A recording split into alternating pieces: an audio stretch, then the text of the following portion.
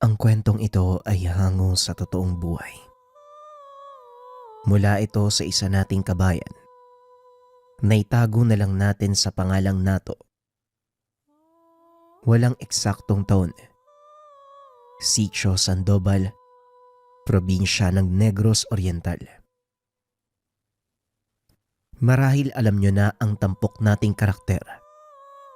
Pamilyar na rin kayo sa tagpo ng ating kwento. Narinig nyo na ang pangalang Nato. Ngunit hindi nyo pa natutunghayan ang taglay niyang kakayahan. Bago pa mapabilang sa pangkat ni Kadelfin itong si Nato, namuhay ang binata bilang magsasaka sa kanyang baryo. Tahimik ang pamumuhay nito kasama ang mga magulang. Masayahin at palangiti si Nato. Hindi makikitaan ng negatibong ugali ang binata, kaya kinagigiliwan nito ng mga kababaryo. Kilala ang kanyang ama bilang mabait at mapagbigay na tao, kaya naman napili ito bilang pinuno ng kanilang pamayanan. Iginagalang si Mang Nasyo dahil sa matatag nitong mga pasya at mga solusyon sa bawat suliraning kinakarap. Madalas namamagitan sa maliit na gulo ang matanda. Nagagawa niya itong maresolba. Nagkakasundo ang magkabilang panig. Tila isinilang para maging pinuno itong si Mang Nasyo. Alam na alam nito ang dapat gawin para mas mapabuti ang kalagayan ng kanyang nasasakupan. Nato, alam kong mabait kang bata, pero papaalalahanan pa rin kita. Ayokong masangkot ka sa gulo at kahihiyan. Hindi lang ikaw ang magdadala nito, kung hindi lahat tayo bilang pamilya. Wika ni Mang Nasyo. Huwag po kayo mag-alala, tay. Hindi ko po kayo bibigyan ng sakit ng ulo. Ang gusto ko pa nga po pag nasa tamang edad na ako, maging kagaya nyo eh. Tugon ni Nato. Mahirap maging kagaya ko, Nato. Mas maganda kung maging totoo ka at gawin ang mga bagay-bagay sa sariling paraan. Nang sa ganon makita ng tao ang sarili mong gawa at hindi ang gawa ng ibang tao. Eh kung sarili ko lang po ang titignan, hindi ko po alam kung magagawa ko ba yung mga bagay na nagawa nyo. O matutularan ko ba kayo kasi magkaiba tayo eh. Yun na nga ang gusto kong sabihin sa'yo, Nato. Magkaiba tayo. Hindi mo magagawa ang mga nagawa ko na, pero maaari kang bumuo ng sariling legasiya at yon ang makikita at maaalala ng mga tao sa'yo. Wika ni Mang Nasyo. Ito ang mga salitang palagi niyang tinatandaan sa isipan.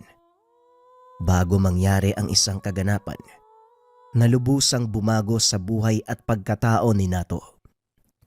Isang hapon, habang nag-aararo sa kanilang bukid, napansin nito ang ilang kalalakiyang naglalakad papunta sa baryo. Hindi niya ito binigyan ng pansin sa pag-aakalang dadaan lang ang mga taong iyon. Ngunit ilang sandali lang ang nakalipas. Narinig niyang nagsisigawan ang mga tao sa tahanan na malapit sa bukid. Dala ng kuryosidad nilapitan nito ng binata. Nasaksiyan kung paanong pinagpapapatay ng mga kalalakiyang dumaan ang mga tao sa loob ng tahanan. Hindi nag-aksaya ng oras ang binata at dali-daling umuwi upang balaan ang ama sa mga nakita. Hindi kalayuan ang kanilang tahanan mula sa lugar, kaya alam ni Nato na isusunod ng mga bandido ang kanyang pamilya. Pagdating sa tahanan, wala ang ama. Tanging ang ina nito at dalawang kapatid ang naroon. Pilit niyang pinapaalis ang mga ito sa tahanan dahil na rin sa banta ng panganib na dala ng mga bandido. Ay nako Nata, ano ba yung sinasabi mo? Paanong magkakaroon ng bandido sa lugar natin? Eh malayo na ito sa bayan. At saka, anong makukuha nila sa atin? Wika ng ina, si Aling Minyang. Maniwala po kayo sa akin, Nay. Kitang-kita ko po kung paanong pinatay ng mga lalaking yun si Nakaambo. Kaya umalis na po tayo dito. Naku nato. Gutom lang yan. Ang mabuti pa kumain ka na. Hindi magandang biro yung sinasabi mo. Hindi po ako nagbibiro, Nay. Totoo po ang sinasabi ko, pakiusap. Umalis na po tayo dito bago pa mauli ang lahat. Wika ni Nato habang pilit na hinihila ang ina palabas ng tahanan. Maya-maya ay nakarinig ng mga tawanan ang binata. Nang dumungaw sa bintana, natanaw nito ang mga kalalakian. Pasan-pasan ng isa sa mga ito ang anak na dalaga ni Mang Ambo. Napatingin ang binata sa nakababatang kapatid.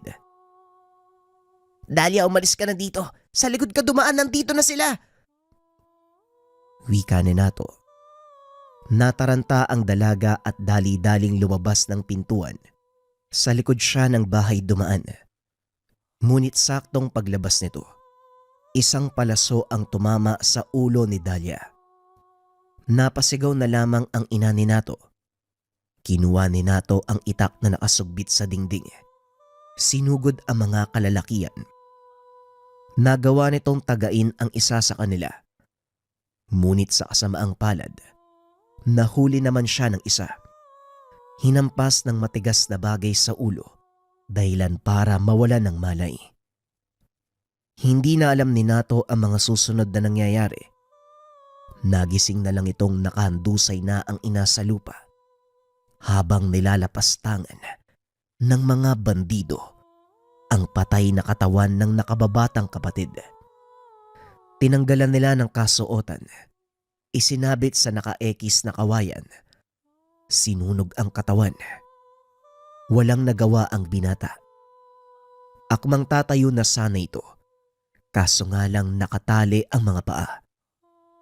Baka walang iya kayo. Anong ginawa niyo sa kapatid ko? Wika ni Nato. Isang malakas sa sipa sa sikmura ang naramdaman, dahilan para mamilipit siya sa sakit. Walang nagawa ang binata kung hindi panoorin ang kanyang ina na patuloy na hinahagupit ng mga bandido. Kinuha ng mga ito ang mga inaning pananim at sinunog ang tahanan. Matapos ay nagsipag-alisan ang mga ito na parang walang nangyari. Makalipas ang ilang minuto, nagawang kalaga ng binata ang sarili. Pilit itong tumayo. Kumuha ng timbang may tubig upang apulahin ang apoy sa paligid ng ina at kapatid. Ngunit masyado na itong malaki, kaya hindi na nagawa pa ni Nato na mapatay ang sunog. Huli na rin ang lahat dahil kapwa wala ng buhay ang mga ito. Maya-maya pa ay dumating na si Mang Nasyo. Hindi ito makapaniwala sa nasaksiyan.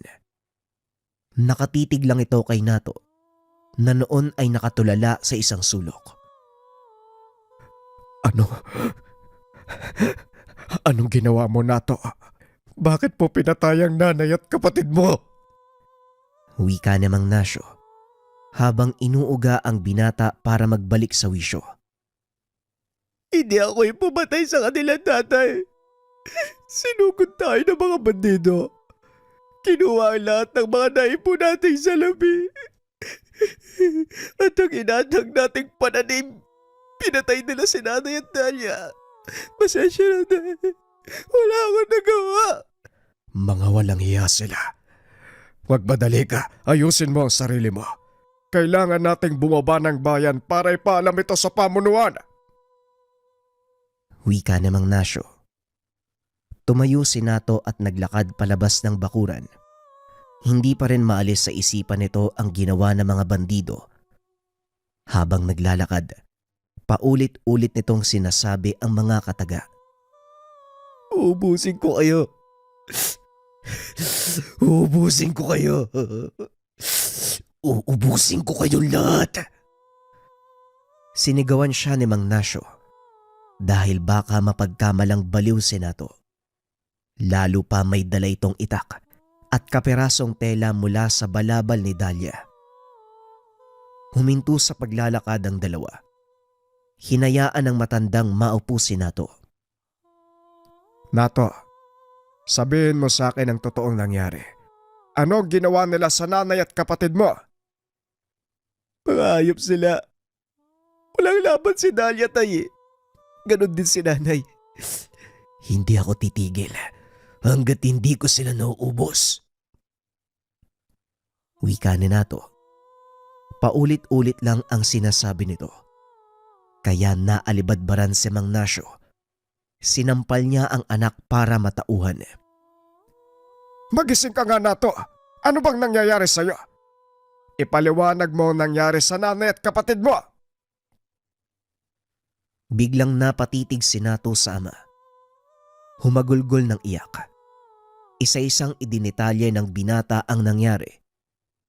Halos hindi makapaniwala si Mang Nasyo na gagawin ng mga bandido ang ganung uri ng karahasan sa kanyang pamilya.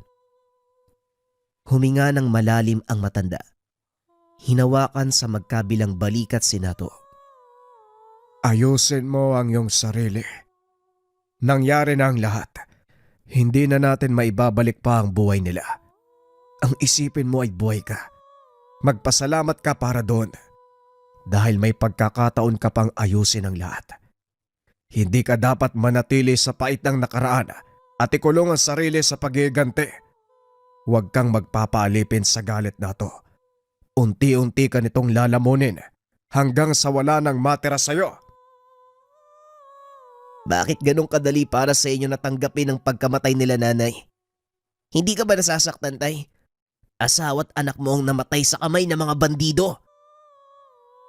Masakit para sa akin ang pagkawala nila. Walang katumbas na sakit ang nararamdaman ko ngayon, Nato. Pero kung magpapadaig ako sa sakit na ito, paano ko magpapatuloy? Ang ibig mong sabihin, wala kang gagawin. Pasensya na, tay. Pero kikilos ako para mabigyan ng hustisya ang pagkamatay ni nanay at Dahlia. Wika ni Nato. Matapos ay tumayo ito. Tumakbo papasok ng kagubatan. Napailing na lang si Mang Nasyo dahil maging siya. Yun din ang gustong gawin.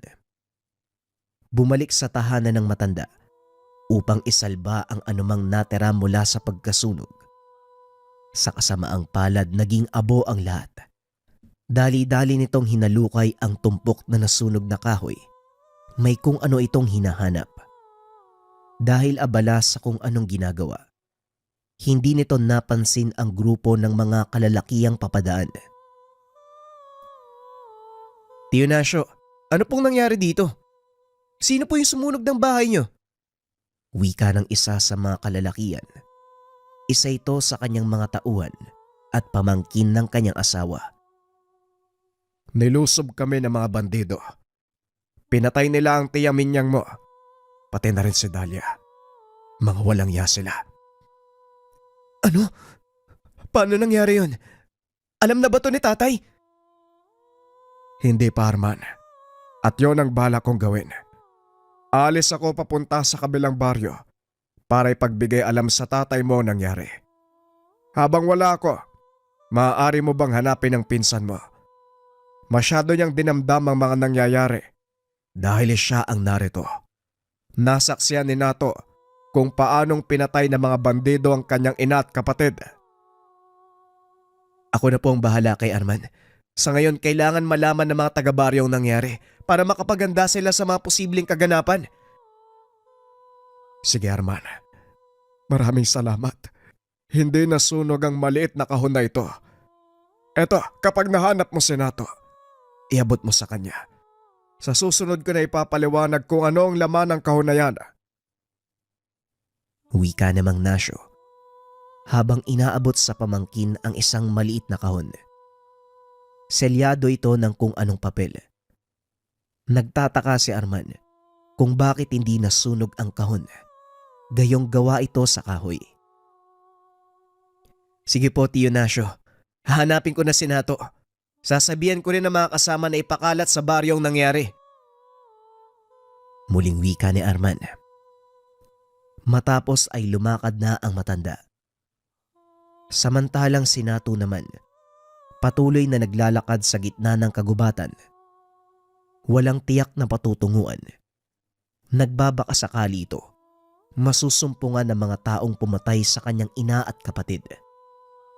Maya-maya pa nakarinig ito ng boses. Nang lingunin kung sino ang sumisigaw, nakita nito ang pinsang si Arman. Nandito ka lang pala. Kanina pa kita hinahanap eh. Ano bang ginagawa mo dito sa kagubatan? Arman, ikaw pala yan. May hinahanap lang ako eh. Sinong nag-utos sa'yo na hanapin ako? Pinapahanap ka sa akin ni Tio Nasio. Pinapabot niya yung bagay na to. Halika, sumama ka muna sa akin sa bahay.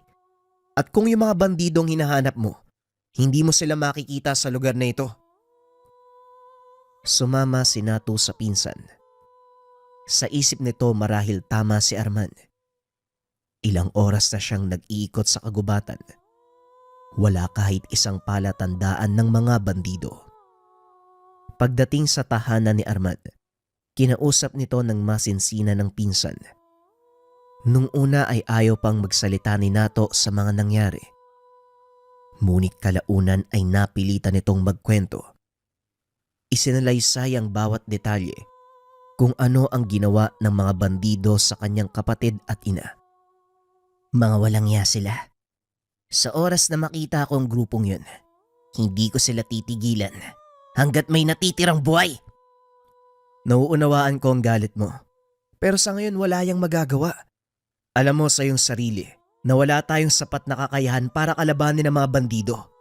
Bukod sa napakarami nila, sanay silang pumatay ng tao para sa katuwaan. Alam ko yun, Arman. At yun nga ang masakit eh. Dahil namatay ang nanay at kapatid ko sa mismong harapan ko na wala akong nagawa. Huwag kang mag-alala. Sinabi na ni Tio Nancio ang lahat kay tatay. Nagpunta siya ngayon sa kabilang baryo para kausapin ito.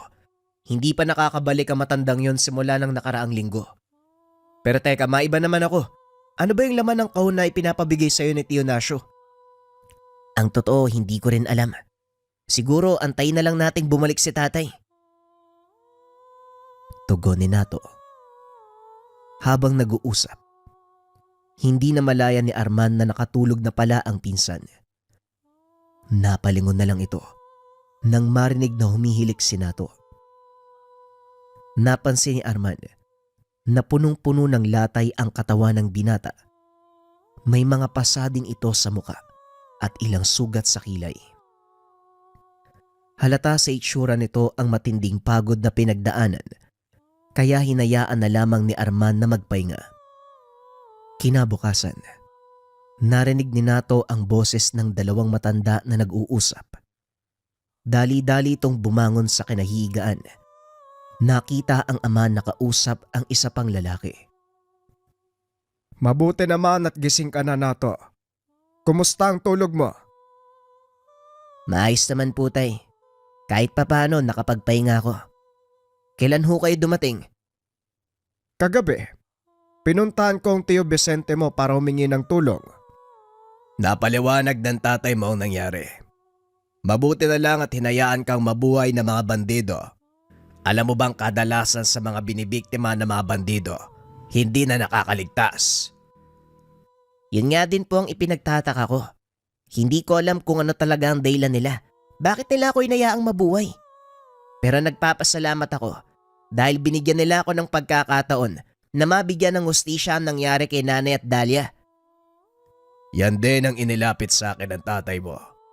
Pero aminin ko sa inyo, hindi sapat ang puwersa ng aking kinabibilangang samahan para tugisin ang mga bandido. Maaari lang silang makatulong sa pagganap sa mga ito.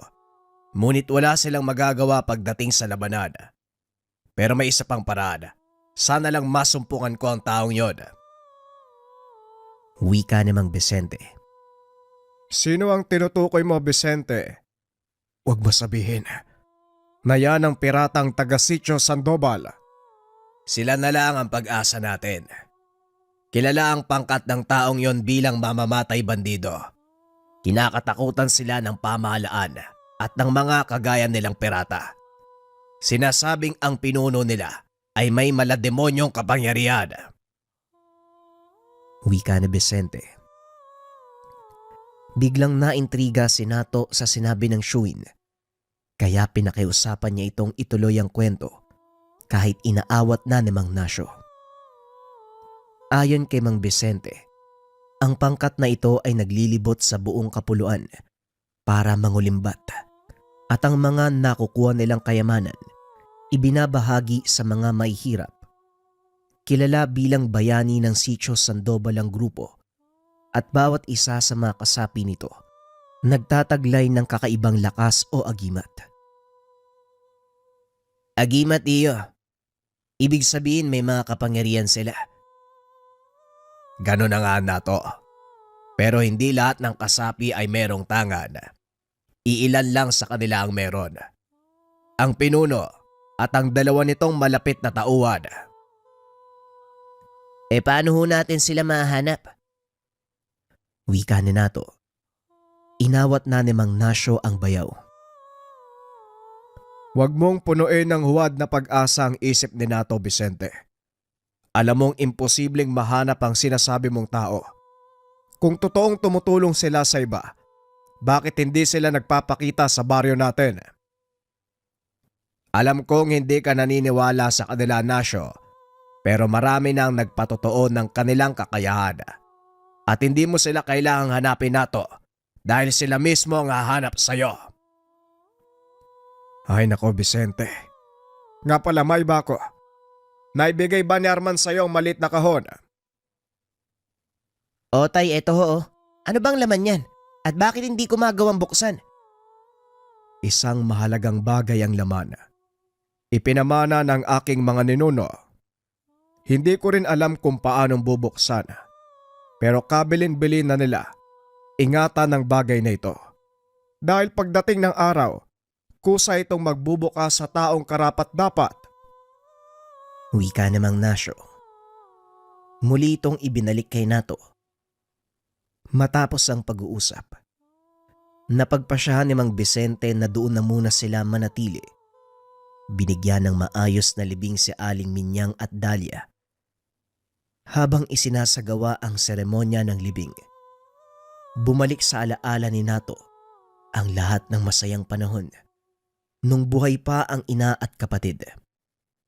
Ganon din ang sakit at ang karumal-dumal na ginawa ng mga bandido sa kanila.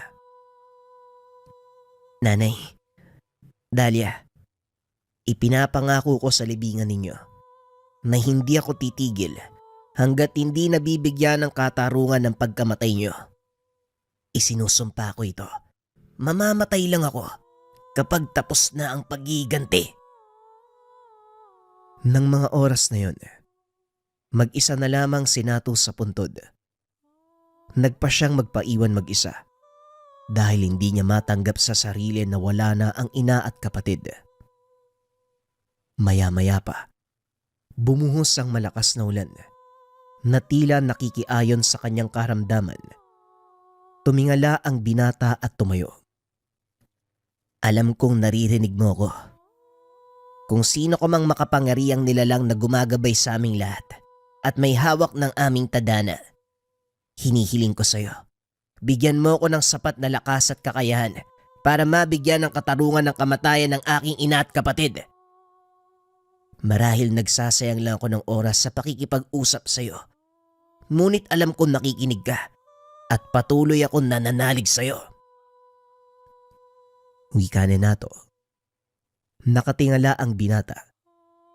Biglang kumulog ng napakalakas. Halos yumanig ang paligid. Pakiramdam ni Nato, napakalapit lang ng kulog na iyon. Palakas ng palakas ang ulan. Naramdaman din ng binata ang lamig, kaya nagpa siya itong umalis. Matapos mamaalam sa puntod ng ina at kapatid, tumayo ito. Akmang lalakad nang biglang makarinig ng boses. Tinawag ang kanyang pangalan. Tinawag mo ko, tapos bigla kang aalis. Wika nito. Napalingon ng binata sa pinagmumula ng boses. Nasumpungan ang napakalaking tao. Matipuno ang pangangatawan. Kulay ginto ang buhok. May hawak na malaking maso. Sino ka? Ano ka, engkanto? At saka saan ka nang galing? Ang pangalan ko ay Hangaway at hindi ako isang engkanto. Ako ay diwata ng kulog. Tinawag mo ko, hindi ba? Kaya ako ang dapat magtanong sa'yo. Pasensya na pero paano kita tinawag? Nagdadasal lang ako kanina at saka... Hindi na ituloy ni Nato ang sasabihin. Naramdaman na umiinit ang kahon na nasa bulsa. Dali-dali niya itong inilabas. Laking gulat ng binata dahil unti-unting nasusunog ang selyong papel. Nagtaka si Nato kung paanong nangyayari ang ganon. Malakas ang buhos ng ulan at kahit nababasa ang kahon, nag-aapoy pa rin ang selyo. Tuluyang naubos ang selyo. Maya-maya ay kusang nagbukas ang kahon. Naalala ni Nato ang sinabi ng ama. Kusa itong magbubukas para sa taong karapat-dapat. Ngayon, nauunawaan mo na kung paano mo kong natawag. At para masagot ng lubusan ang mga tanong mo, bakit hindi mo buksan ang kahon at tignan ang laman nito? Wika ng nilalang. Binuksan ni Nato ang kahon. Tumambad sa kanya ang makinang na itim na bato. Dahil sa pagtataka ay hinawakan niya ito. Biglang nakaramdam ng malakas na bugso ng enerhiya ang binata. Dumaloy ito mula sa kanyang kamay, papunta sa katawan at kumawala sa buong paligid. Teka, ano ba to? Ano ba tong bagay na to? Ang batong yan ay isang uri ng mutya. Luha ng kulog kung tawagin at ako ang gabay ng mutya. Ngayong naparito ko para sukatin kung talagang karapat-dapat ka sa kapangyarihang taglay ng luha ng kulog. Tugon ni Hangaway.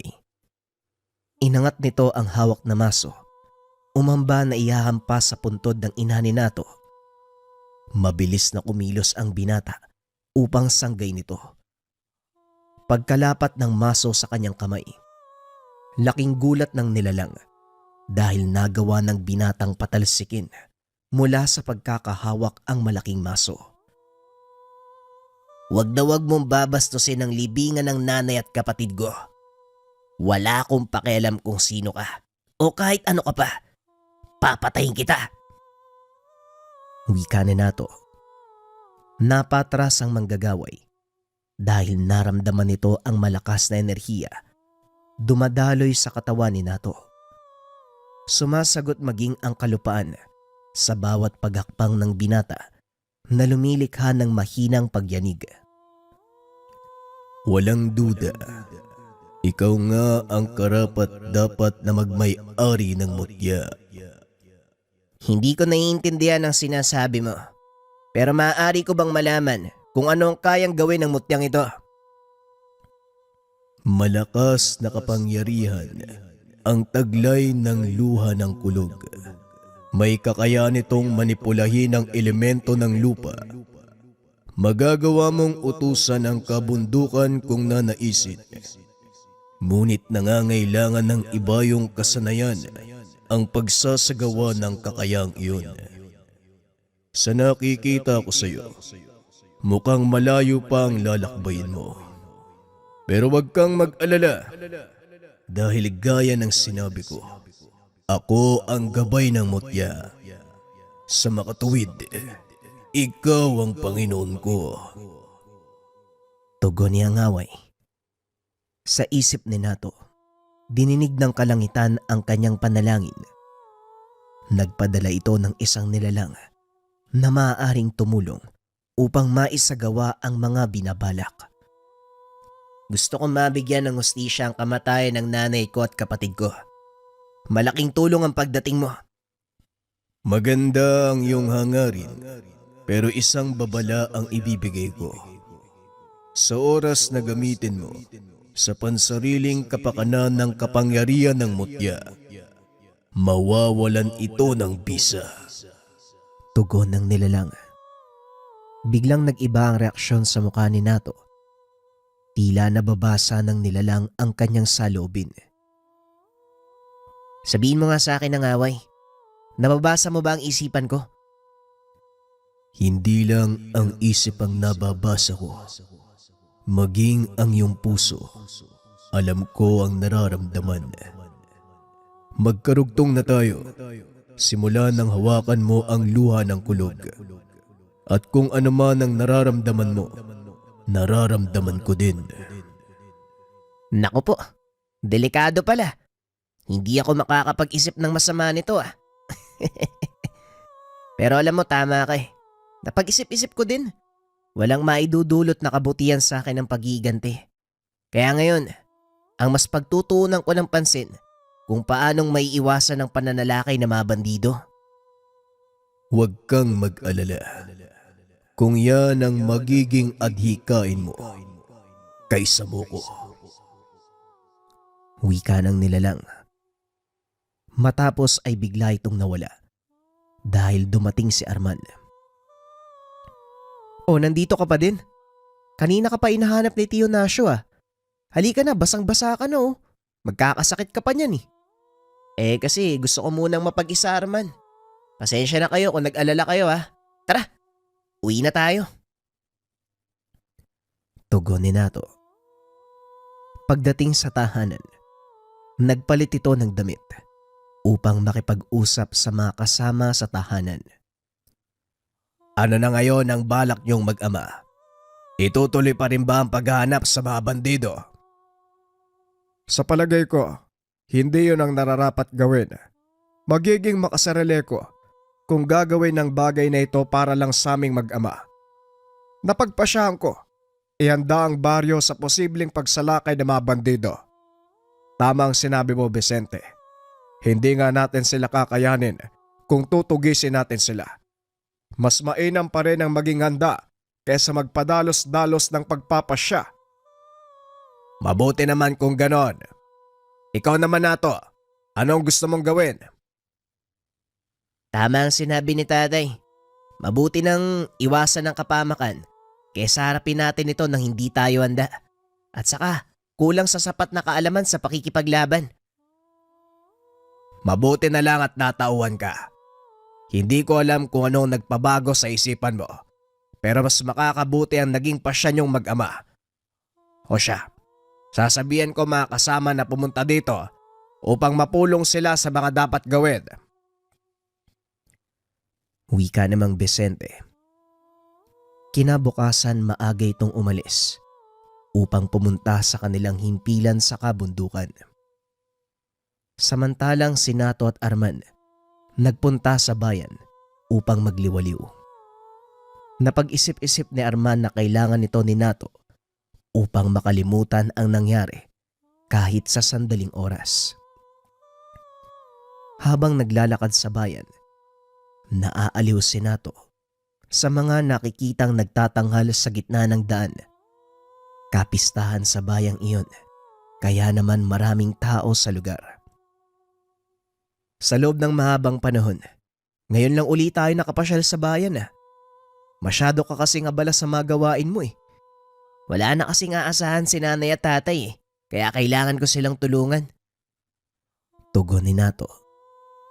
Napako ang tingin nito sa isang lalaking nakaupo sa gilid ng daanan. Umiinom ito ng alak. Pamilyar ang itsura nito sa kanya. Hindi na malaya ng binata. Naglalakad na pala siya papunta sa kinaupuan ng lalaki. O ikaw, anong kailangan mo? Wala naman. Napansin ko lang parang nagkita na tayo eh. Pero hindi ko lang matandaan kung saan. Hindi kita kilala. Malamang ibang tao ang tinutukoy mo. Wika ng lalaki. Kinuha nito ang baso sa lamesa at uminom. Tumambad kay Nato ang malaking peklat sa braso. Naalala ng binata. Ito ang lalaking tinaga na hindi napuruhan. Naaalala ko na kung saan tayo nagkita. Alam ko kung sino ka. Sabihin mo sa akin. Nasa na mga kasama mo? Wika ni Nato. Halata ang pagkagulat sa mata ng lalaki dahil naalala din ito ang itsura ng binata. Ah, alam ko na kung sino ka. Alam mo, nagsisisi ako nung binuhay pa kita eh. Bala ko sanang hanapin ka, tapos unti-unti kang patayin, gaya ng ginawa ko sa nanay at kapatid mo. Pero nandito ka ngayon sa harapan ko. Mukhang hindi ko na kailangan magpakahirap ah. Wika ng lalaki. Walang pagdadalawang isip. Dinampot ng lalaki ang boteng nakalapag sa mesa. Hinataw ito sa binata. Nagawang sanggain ni Nato ang atake ng kalaban. Isang malakas sa suntok ang ginanti nito. Dahilan para tumilapon ng malayo ang lalaki. Halos mawala ng ulirat sa lakas ng pagkakasuntok. Walang iya ka? Saan mo nakuha yung lakas na yan? Nung una kitang nakita, para ka lang basang tuta ah. Yun ang mga panahon na wala pa akong kakayahan. Pero ngayon, sisiguraduhin kong pagbabayaran mong ginawa mo sa aking ina at kapatid. Muli itong sinugod ng binata. Walang tigil na pinagsusuntok. Ramdam sa paligid ang malakas na yanig. Nang tigilan ni Nato ang lalaki, halos lasog-lasog na ang katawan nito. Anong nangyari Nato? Sinong taong yan? Isa siya sa pumatay kina Nanay at Dalia. Meron pa siyang 5 kasama. At sa oras na makita ko sila, higit pa dyan ang gagawin ko. Teka sandali lang, akala ko ba hindi ka nagaganti? Hindi ko naman siya pinatay. Pinaralisa ko lang sa gulpi. Yung katawan niyan para hindi na makatakbo. Otoridad na ang bahala sa kanya. Wika ni Nato. Nag-aya na itong umuwi. Lingid sa kalaman ng binata may mga matang nakamasid sa kanya. Habang naglalakad ang mga ito pabalik sa tahanan, biglang may humarang sa daan. Sino kayo? Anong kailangan niyo?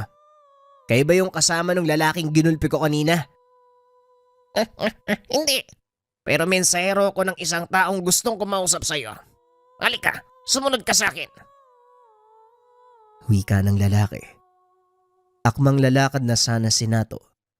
Pinigilan siya ni Arman. Huwag kang magtitiwala sa taong yan. Hindi natin siya kilala. Alam ko, pero kung may mahalaga siyang pakay sa akin, siguro naman, walang masama kung susunod ako sa kanya. Ang mabuti pa, umuwi ka at sabihin kay tatay ang nangyari. Nang sa ganun hindi siya magulat kung sakaling may pumuntang otoridad sa kanya. Wika ni Nato. Matapos ay sinundan nito ang lalaki. Nakarating ang mga ito sa isang maliit na sirang kubo sa gitna ng kagubatan. At doon nakita ni Nato ang isang lalaking may puting bandana sa leeg. Kadelpin, narito na ang binata. Maiwan ko na kayo. Wika ng lalaki. Matapos ay umalis na ito. Salamat sa pagpapaunlak sa aking panyaya. Ang pangalan ko ay Delphine. Ikaw, anong pangalan mo? Ako si Nato. Anong kailangan mo sa akin? Nakita ko ang ginawa mo sa bayan. Mahusay ang galaw mo at meron kang naitatagong lakas. Mapapakinabangan kita sa pangkat ko. Pangkat? Anong klaseng pangkat? Aminin ko sa'yo, isa akong pirata at hanga ko sa taglay mong kakayahan. Gusto kong maging kasapi ka ng aking pangkat. Pasensya na mano, pero wala akong balak maging pirata. Sa iba ka na lang makiusap. Alam ko nangyari sa magulang mo. Pinatay ng mga bandido ang nanay at kapatid mo. Hindi ba kaya mo ginulpi ang taong yun? Dahil isa siya sa mga bandidong pumatay sa kanila. Wika ni Kadelpin. Nagulat ang binata at nagtaka kung paanong nalaman ng lalaki ang nangyari sa kanyang ina. Teka, paano mong nalaman ang tungkol doon? Marami akong mata sa paligid na to. Hindi lang ako basta-basta pirata. Marami akong galamay na nakakalat sa bawat bayan na nagbibigay ng impormasyon sa akin. Bueno, hindi kita pipilitin. Kung ayaw mong sumapi sa aking pangkat, wala akong magagawa. Pero kung sakaling magbagong isipan mo at gustong sumama sa aking pinaglalaban, eto, huwag kang magdalawang isip na paputukin ang kwitis na yan. Wika ni Ka Delphine.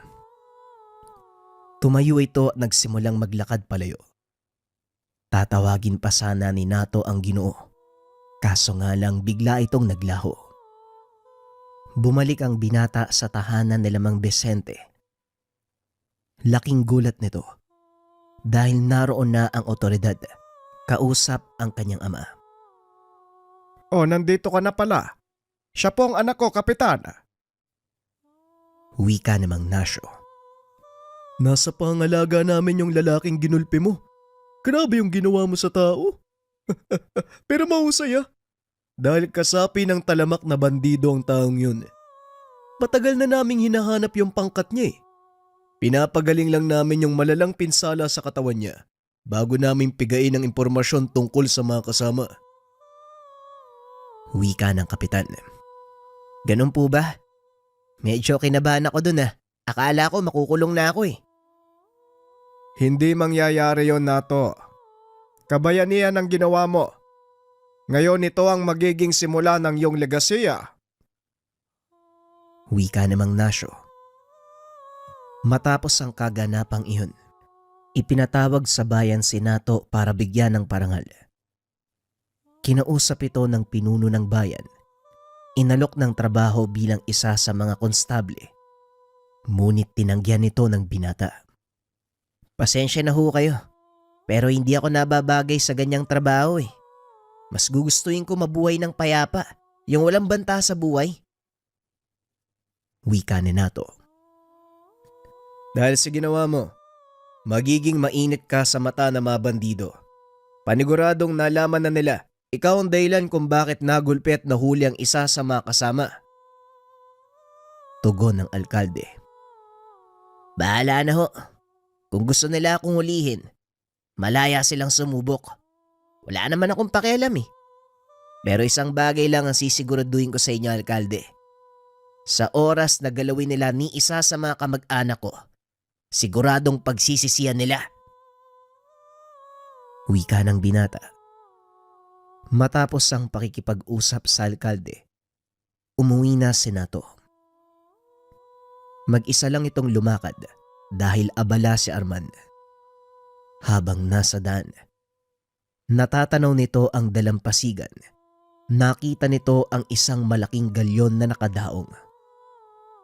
Sa isip ng binata, ito ang sasakyang pangdagat ng taong kumausap sa kanya. Maya-maya pa, isang pangkat ng kalalakihan ang napansin nitong nakasunod sa kanya. Huminto ang binata, ngunit patuloy na naglakad ang mga lalaki. Pinaikutan siya ng mga ito. Taglay ng mga lalaking iyon ang kaparehong marka ng lalaking binugbog niya sa bayan. Ikaw pala yung sinasabi nilang gumulpi sa aming pinuno.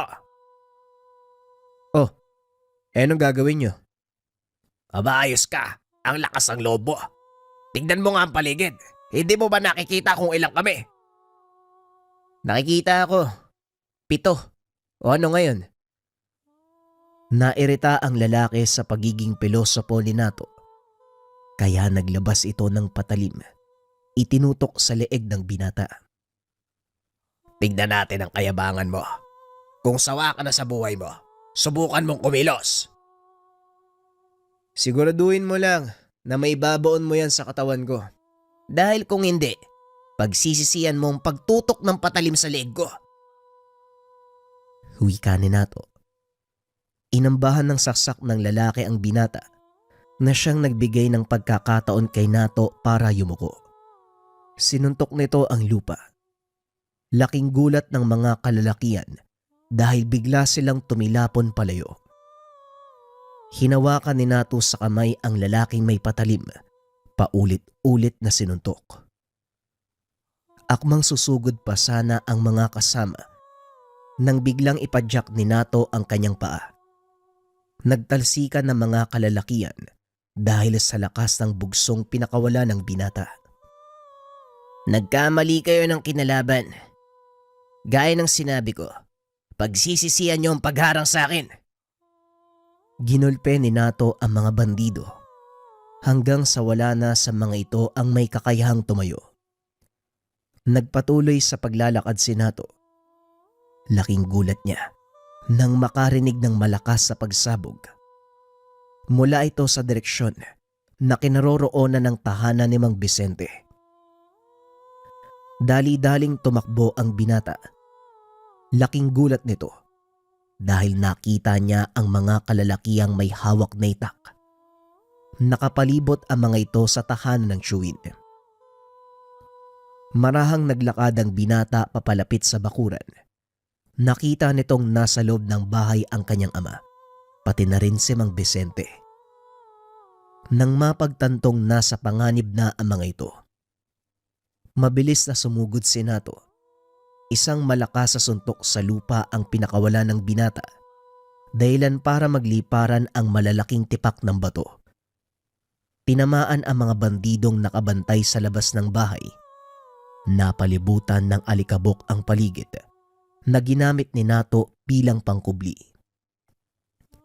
Isa-isa nitong pinagsusugod ang mga kalaban hanggang sa ang naiwan na lang ay ang mga nasa loob ng tahanan. Nang humupa ang alikabok, laking gulat ng mga natitirang kalaban dahil nagsipagbagsakan na ang mga kasama nito. Magpakita ka. Kung hindi, Isa-isa kong papatayin ang mga tao sa loob ng tahanan. Wika ng pinuno ng grupo. Maya-maya ay nagdatingan ang mas maraming kalaban. Alam ni Nato na wala siyang panalo sa mga ito. Nag-isip ng paraan ang binata hanggang sa makapa ang binigay ni Cadelfin. Dali-dali niya itong pinaputok sa kalangitan. Hinila ang tali. Sumabog sa kalangitan ang napakatingkad na puting liwanag. Nagulat ang mga bandido dahil alam ng mga ito kung kaninong hudyat ang puting liwanag. nasa paligid lang si Cadelfin. Bilisan nyo, kailangan na nating umalis. Dali-daling naglabasan ang mga ito sa tahanan. Bit-bit ang mga matatanda. Walang susunod. Sa oras na may makita ko, mamamatay ang dalawang matandang to. Mula sa likod ng bandido, nagpakita ang isang lalaki. Napakabilis itong kumilos. Nagawang putuli ng kamay ng pinuno ng mga kalaban nang hindi nito namamalayan. Nataranta ang mga bandido dahil alam nila kung sino ang may gawa nito. Isa-isang nagtakbuhan ang napakaraming bandido sa paligid nang hindi nakikita kung sino ang may gawa. Maya-maya pa, biglang tumahimik. May kung sinong humawak sa ulo ng binata. Muli itong isinubsob. Dumapa ka kung ayaw mong masunog. Matapos itong sabihin ni Cadelpin, biglang sumambulat ang malaimpyernong apoy. Mula ito sa kanilang likuran. Dahilan para matupok ang katawan ng mga bandido at ang punong dadaanan nito. Salamat sa pagdating, Cadelpin. Ang bunga kala ko, nagbibiro ka lang sa ibinato mo sa aking kwitis. Mamaya ka na magpasalamat. Hindi pa tayo tapos. Eneus, alisin mo mga matatanda dito. Wika ni Cadelpin. Nang masiguro ang kaligtasan ng mga matatanda, tinapos na mga kasama nito ang laban. Walang natira sa mga kalaban. Natupok ang mga ito ng isa sa mga kasamahan ni Cadelpin. Salamat sa pagdating niyo, Cadelpin. Kung hindi malamang, patay na ang tatay ko. Mabuti na lang kamo. Sumakto sa oras ang pagtawag mo sa amin. Pero kagaya ng sinabi ko sa'yo, sa oras na paputukin mo ang kwitis, kasapi ka na ng pangkat. Mukha ngang wala ng atrasan. Pero bilang pagtanaw ng utang na loob, sasapi po ako sa inyo. Wika ni Nato. Matapos ang kaganapan, nagpaalam ang binata sa ama. Nagulat si Mang Vicente nang makita si Kadelfin. Siya ang sinasabi kong tao. Ngayon na siya, naniniwala ka ng totoo sila. Nato, nasa mabuti kang kamay. Ipaglalaban ng taong yan ang katarungan. Wika ni Mang Vicente. Hindi sigurado si Nato sa mangyayari. Ngunit tiwala ito kay Mang Vicente. Yun din ang naging simula ng malaking pagbabago sa buhay ni Nato. Naging pirata ito. Ngunit para sa kapakanan ng nakararami. Habang tumatagal, nakakasanay na ni Nato ang bagong buhay. Bagaman nalayo sa pamilya, kampante itong nasa maayos na kalagayan ang ama. Sa tuwing magkakaroon ng pagkakataon ng binata, dumadalaw ito kay Mang Nasyo. Masaya si Nato dahil natupad nito ang kanyang pangarap na gumawa ng sariling legasiya.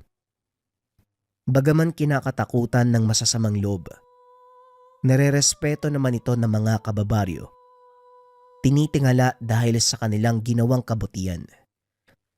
Hindi lubos akalain ng binata, magbabago ng husto ang buhay. Sa kabila ng panganib na hinaharap, naging masaya si Nato dahil natupad nito ang kanyang pangarap. Nakakapaglakbay kung saan-saang lugar. Nagagawa na ang matagal niya ng gusto. Ito ay ang tularan ang gawain ng ama. Ano? Pinagsisisihan mo ba ang pagsapi sa pangkat na ito, Nato? Wala po akong pinagsisisihan na mo. Nakakatulong ako sa kapwa at nagagawa ko na ang matagal kong gusto. Marami pa tayong kakarapin. Kaya magpalakas ka, Nato. Malayo pa ang pupuntahan natin. Huwag kang mag-alala dahil darating ang araw. Malalampasan ko ang kakayahan mo. Imposibleng mangyari yun. Pero sige, walang problema. Simula nang sumama ako sa pangkat mo, mas naging malinaw sa akin ang katuturan ng buhay. Isa yan sa mga dahilan kung bakit wala akong pinagsisisihan. Hindi ako nagpasya. Ikaw pa rin ang naging susi para may sa katuparan ang mga gusto mo. Mabuhay ka sa paraang gusto mo, Nato. Maraming pakikipagsapalaran ang pinagdaanan ni Nato. Sa pagdaan ng bawat pagsubok, lalong lumalakas ang binata. At sa bawat labang kinakaharap ng pangkat, lalong nadadagdagan ang kanilang karanasan hanggang sa kinilala silang pinakamalakas na pirata sa lugar. Maging ang mga dayuhang mananakop, nagawa nilang palayasin. Ito ang naging dahilan ng mga tao para patayuan sila ng rebulto sa 4 na sulok ng Sitio Sandoval. Naging ehemplo ng mga tao ang kabayanihang ginawa ni Kadelfin. Ngunit sa kasamaang palad, nakalimutan ito ng mga tao. Habang nagiging moderno ang panahon, natakpan ng makabagong kagamitan ang mga rebulto na dapat nagpapaalala na minsan ay may mga taong nagtanggol sa atin laban sa paniniil ng mga dayuhan. Isa lang ang pangkat ni Kadelfin sa mga bayaning nakalimutan ng kasaysayan. Ngunit sa mga taong nakakakilala sa kanila, mananatiling buhay ang alaala ng bawat kasapi ng mga pirata ng Sitio Sandoval. Mga kabayan, para sa interesado sa kwento ni Nato kasama si Kadelfin, isearch lang ang kwento ng baryo ng malalakas na antingero. Series yon mga kabayan, 3 episodes na tagwa 1 hour. Search nyo na lang mga kabayan kung sakaling nabitin kayo dito. Pero kagaya ng palagi nating ginagawa, ang susunod na kwento ay isang bagsak. 4:00 pa lang ng madaling araw. Nasa taniman na si Mang Rodolfo upang simulan ang pag-ani ng saging. Dumating naman ang nakatakdang araw para mamutol at ibenta ang bunga. Ilang buwang inalagaan at pinaghirapan. Sa katunayan, siya ang may-ari ng pinakamalaking lupain ng saging. Kahit kailanman, hindi to natinag ng anumang sakuna katulad ng bagyo. Nanatili itong nakatindig sa kabila ng hagupit. Bagay na pinagtataka ng ibang magsasaka. Bilib talaga ako sa inyo, no? Mang Rodolfo, hindi ko alam kung anong mahika ang inilibing mo kasama ng mga punla para manatiling saganang pananim. Dito kasi sa lugar natin, sagingan mo lang yung bukod tanging hindi nasira eh. Kakatapos lang ng bagyong dumaan dito sa atin.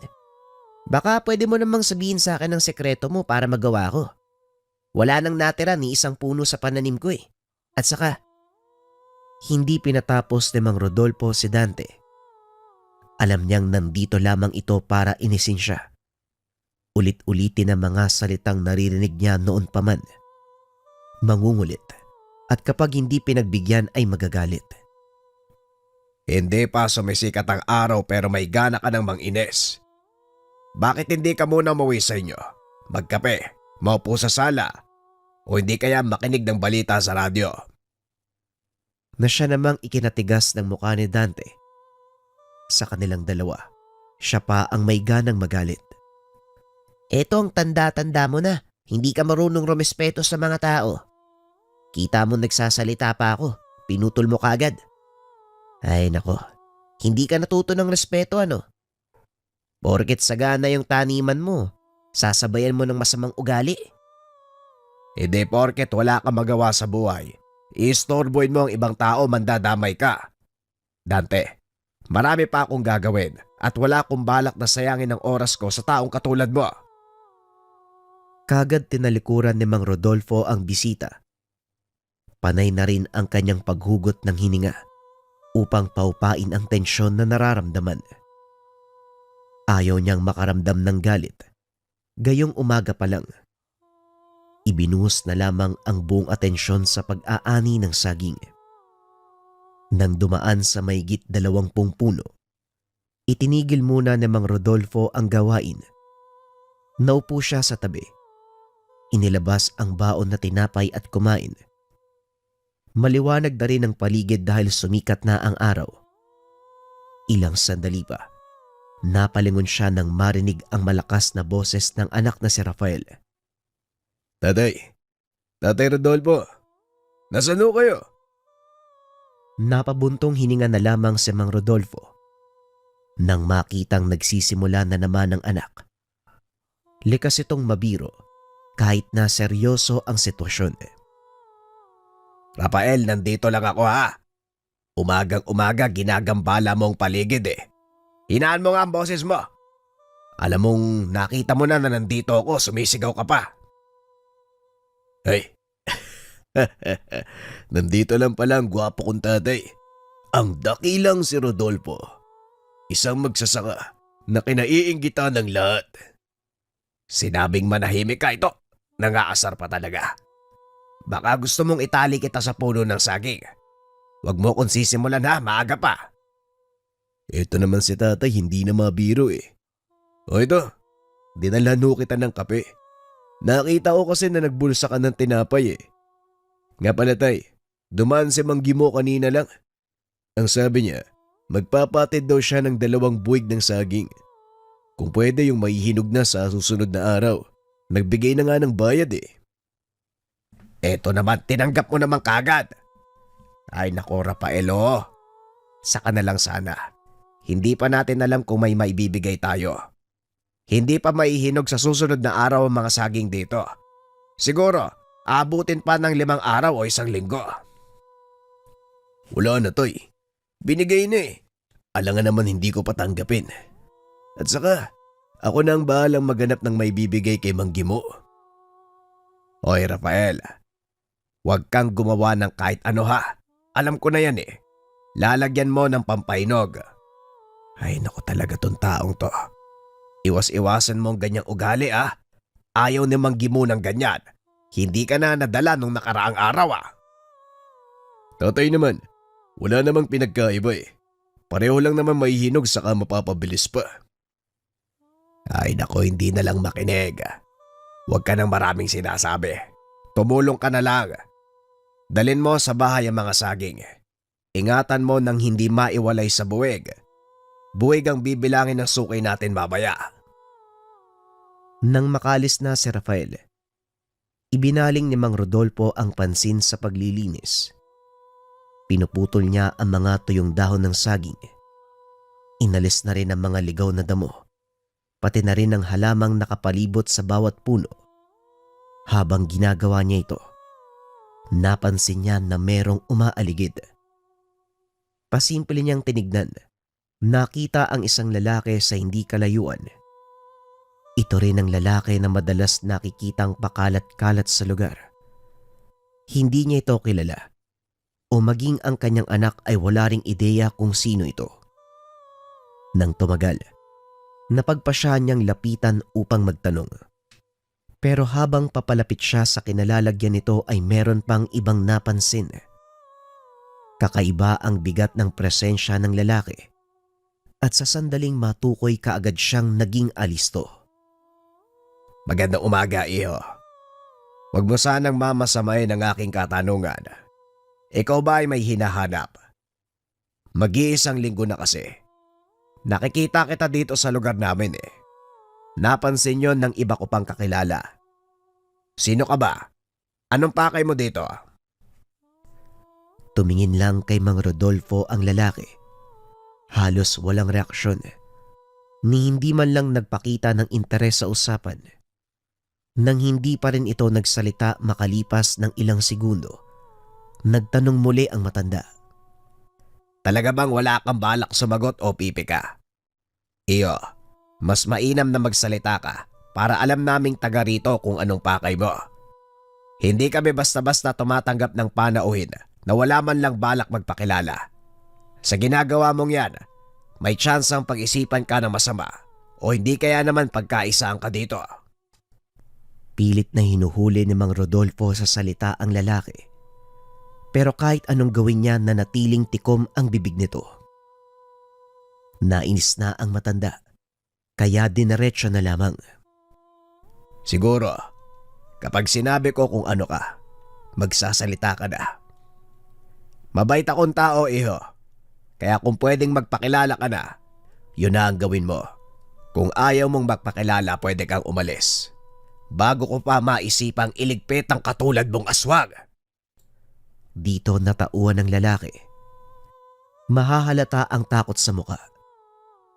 Nang walang sali-salita ay nagmamadali itong umalis. Patakbong lumayo sa lugar. Napailing na lamang si Mang Rodolfo habang tinatanaw ito. Napapaisip siya kung bakit nga ba lumitaw sa kanila ang taong iyon. Nagsimula na ring makabuo ng samot-saring kaisipan sa posibleng pakay ng lalaki. Pero bago pa maisalita ay dumating si Rafael. Merong dalang masamang balita. Tatay Rodolfo, narinig niyo po ba ang balita sa kabilang sitio? May natagpo ang bangkay malapit sa ilog. Si Lolo Tonying. Bangkay sa ilog si Tonying? Sinasabi mo bang patay na siya? Paano? Kausap ko lang siya kahapon at pwede ba, Rafael? Kung wala kang ibang maisip, magtabas ka na lamang ng dama. Tatay, sa pagkakataon ngayon hindi po ako nagbibiro. Patay na po ang kaibigan niyong si Lolo Tonying.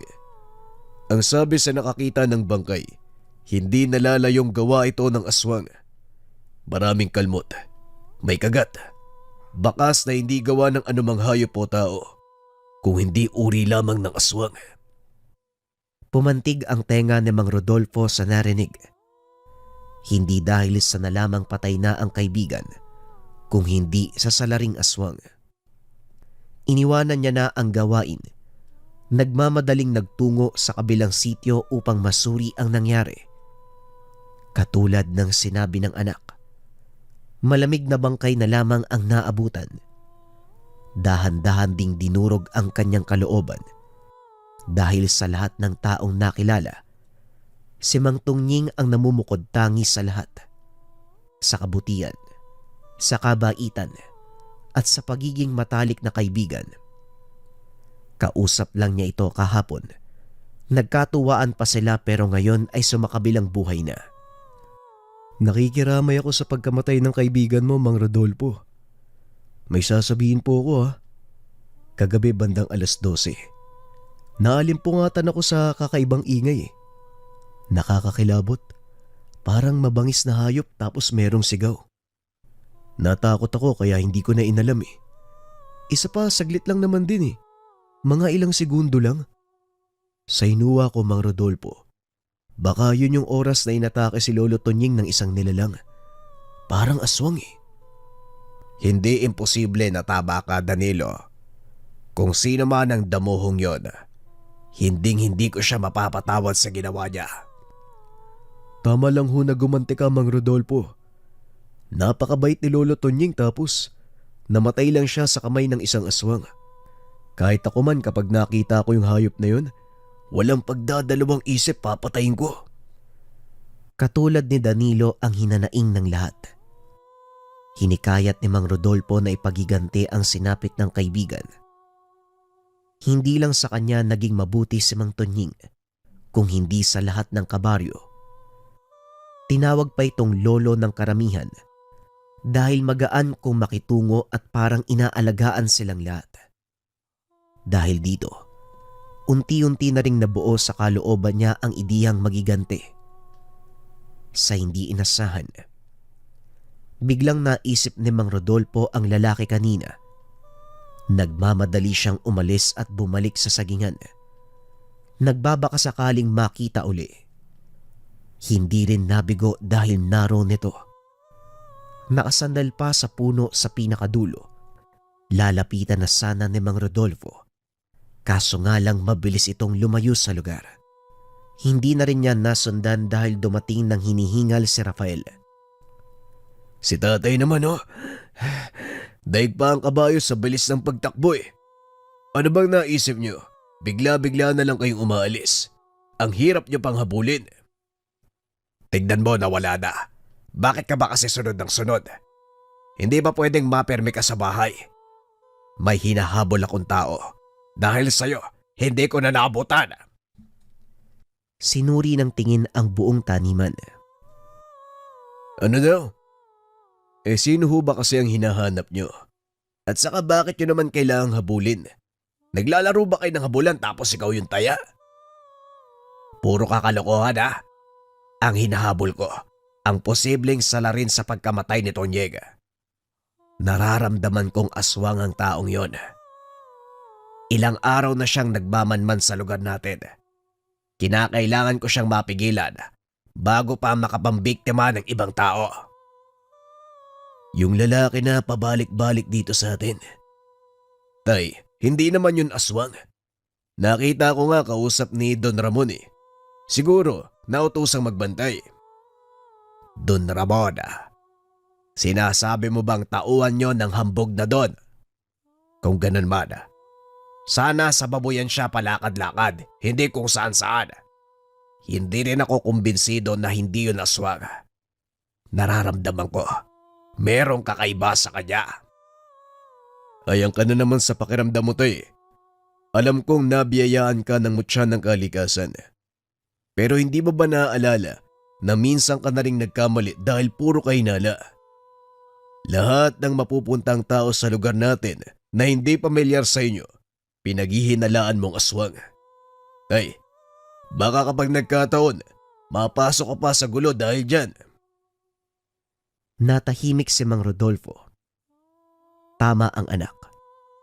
Minsan na siyang nagkamali dahil sa padalos-dalos na kilos.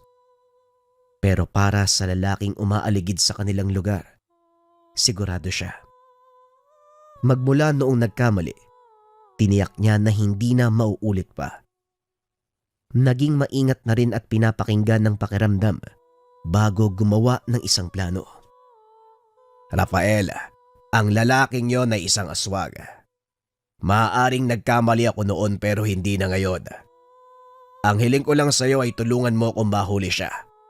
Kasalanan mo naman kung bakit hindi ko nahabol eh. Bigla-bigla ka kasing sumisigit. Aray ko naman. Bakit yun naman kailangan mangaltok, tay? Pero pwede ba? Saka na natin isipin ng lalaking yun. Kailangan na po nating umuwi oh. Nagugutom na ako eh.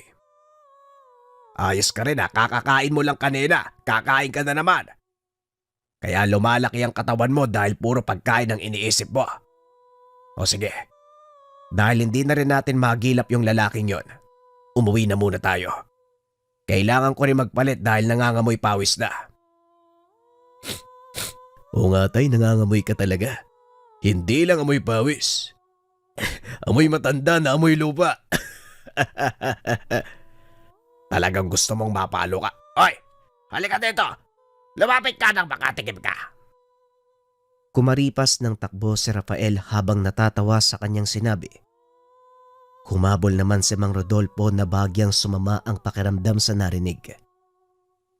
Hindi na bago sa kanya ang panunukso ng anak. Isa ring biro ang paghabol niya dito para mapalo.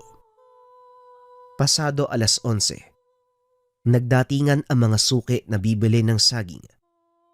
Humabol pa ng pamumutol sila Mang Rodolfo at Rafael dahil kinulang ang naunang ani. Kailangang marami ang makuha dahil nalalapit na ang mahal na araw kung kailan malakas ang bilihan nito sa palengke. Habang abala sa gawain, hindi nakaligtas sa kanyang paningin ang muling paglitaw ng lalaki. Pero sa pagkakataong iyon, may kasama itong dalawa. Sa pagtataka, minadali ni Mang Rodolfo ang pag-aasikaso sa mga suki upang harapin ang nasabing grupo. Nang matapos na ang lahat, hindi na sila nag-aksaya ng oras ni Rafael. Tatay Rodolfo, parang kakaiba yung isang lalaki ah. Tama ka nga ho, aswang yan. Nang mapuna ang lalaki matapos makaharap sa malapitan. Sa puntong ito, hindi tumakbo ang tatlo. Taas noong nakatindig habang pinagmamasdan sila ng tingin sa nakakainsultong paraan. Hoy kayo, huwag niyo kaming tinitignan ng ganyan ah. Baka inaakala niyo magiging mabait kami ni tatay. Wala kaming pinapatawad kahit mas bata sa amin ang kaharap. Ano naman? Baka gusto mong balian kita ng buto ngayon. Kung inaakala mo na mabait din kami, nagkakamali kayo. Hindi na mabilang sa daliri ang naitumba namin. Baka gusto mong dumagdag pa kayo. Eh kung tirising kitang unano ka, kung makaasta ka parang ang laki mong tao ah. Kung tutusin hindi ka pa nga lalagpas sa balikat ko eh. Unano? Hoy, manahimik ka ha. Kung ayaw mong makatikim ng kamao ko, dudurugin kita eh. Isa ka pa, mukha kang takore. Ang taba-taba mo pero ang liit mo. Ang liliit yung tao pero grabe kayo makaasta. Ano yan, tabang-tabangan? Tama na yan. Ano bang pinunta nyo rito? Ikaw, bakit ka tumakbo kanina nung kinakausap kita? Talagang bumalik ka pa nagsama na mga kasama dito. Ano? Ako ba yung kausap mo, tanda? Malamang sa'yo nakatingin eh. Tignan nyo nga yung itsura nyo. Ang dudungis nyo. Ang yabang nito ah. Kanina pa ako nagtitimpi sa'yo ah. Kunti pa, makakatikim ka na sa akin. Nakakatingin mo? Sige nga. Halika nga dito. Kanina pa rin ako nag-iinit sa inyo eh. Tama na yan, Rafael ah. Huwag mo nang patulan. Wala ka rin pinagkaiba sa kanila kung sasabayan mo ang ugali ng mga yan. Seryosong usapan tayo. Sino kayo at anong pakay nyo sa lugar namin? Mahabang katahimikan ang pumagitna bago nagsalita ang ikatlong lalaki. Inutusan kami ng amo namin na bilhin ang lupa nyo sa halagang hindi nyo maaaring tanggihan. At sino naman siya para sabihin yan? Hindi ko kailanman ipagbibili ang lupang minanapa sa aking mga ninuno. Kung sino man ang amo na yan, balikan mo. Sabihin mo, hindi ko ipinagbebenta ang lupain. Oh, mga unano, ano pang inaantay nyo? Magsiuwi na kayo. Pakisabi sa sungot yung amo na wala siyang makukuha sa amin. Doon siya sa iba bumili. Marami pang bakanting lupa dito. Hindi kayo pwedeng tumanggi. Dahil mapipilitan ng amo namin na manggulo hanggat hindi niya nakukuha ang gusto niya. E di parang kagaya nyo pala yung amo nyo, may sira yung ulo. Sabihin nyo siya yung pumunta dito. Makipag-usap sa amin. Kami mismo magsasabi sa kanya na hindi namin ibebenta ang lupa. Sige na, umalis na kayo. Pakisabi sa amo nyo, huwag na siyang magtangka na magpadala ng utusan dito. Dahil kapag ako hindi nakapagtimpe. Hindi na kailangang tapusin ni Mang Rodolfo ang kanyang salita. Naintindihan na ito ng tatlo. Lumakad na rin sila papaalis ng lugar. Kung ganon tayo palang minamanmanan. Pero bakit kaya aswang ang pinadala sa atin? Ibig sabihin kaya, posibleng hindi rin normal na tao ang amo nila. Pero bakit tayo? Wala naman tayong ginagawang masama. Yan din ang dapat nating alamin. May tanong din ako eh. Anong nakita ng amo nila para magka-interes sa lupa natin? Ilang dekada na ang lumipas. Ngayon lang tayo nakaranas na merong naglakas ng loob na bumili ng lupa sa atin. Kung isa man siyang halimaw, marahil hindi niya alam ang tungkol sa akin. Pero parang imposible. Ang alin ang imposible, tatay?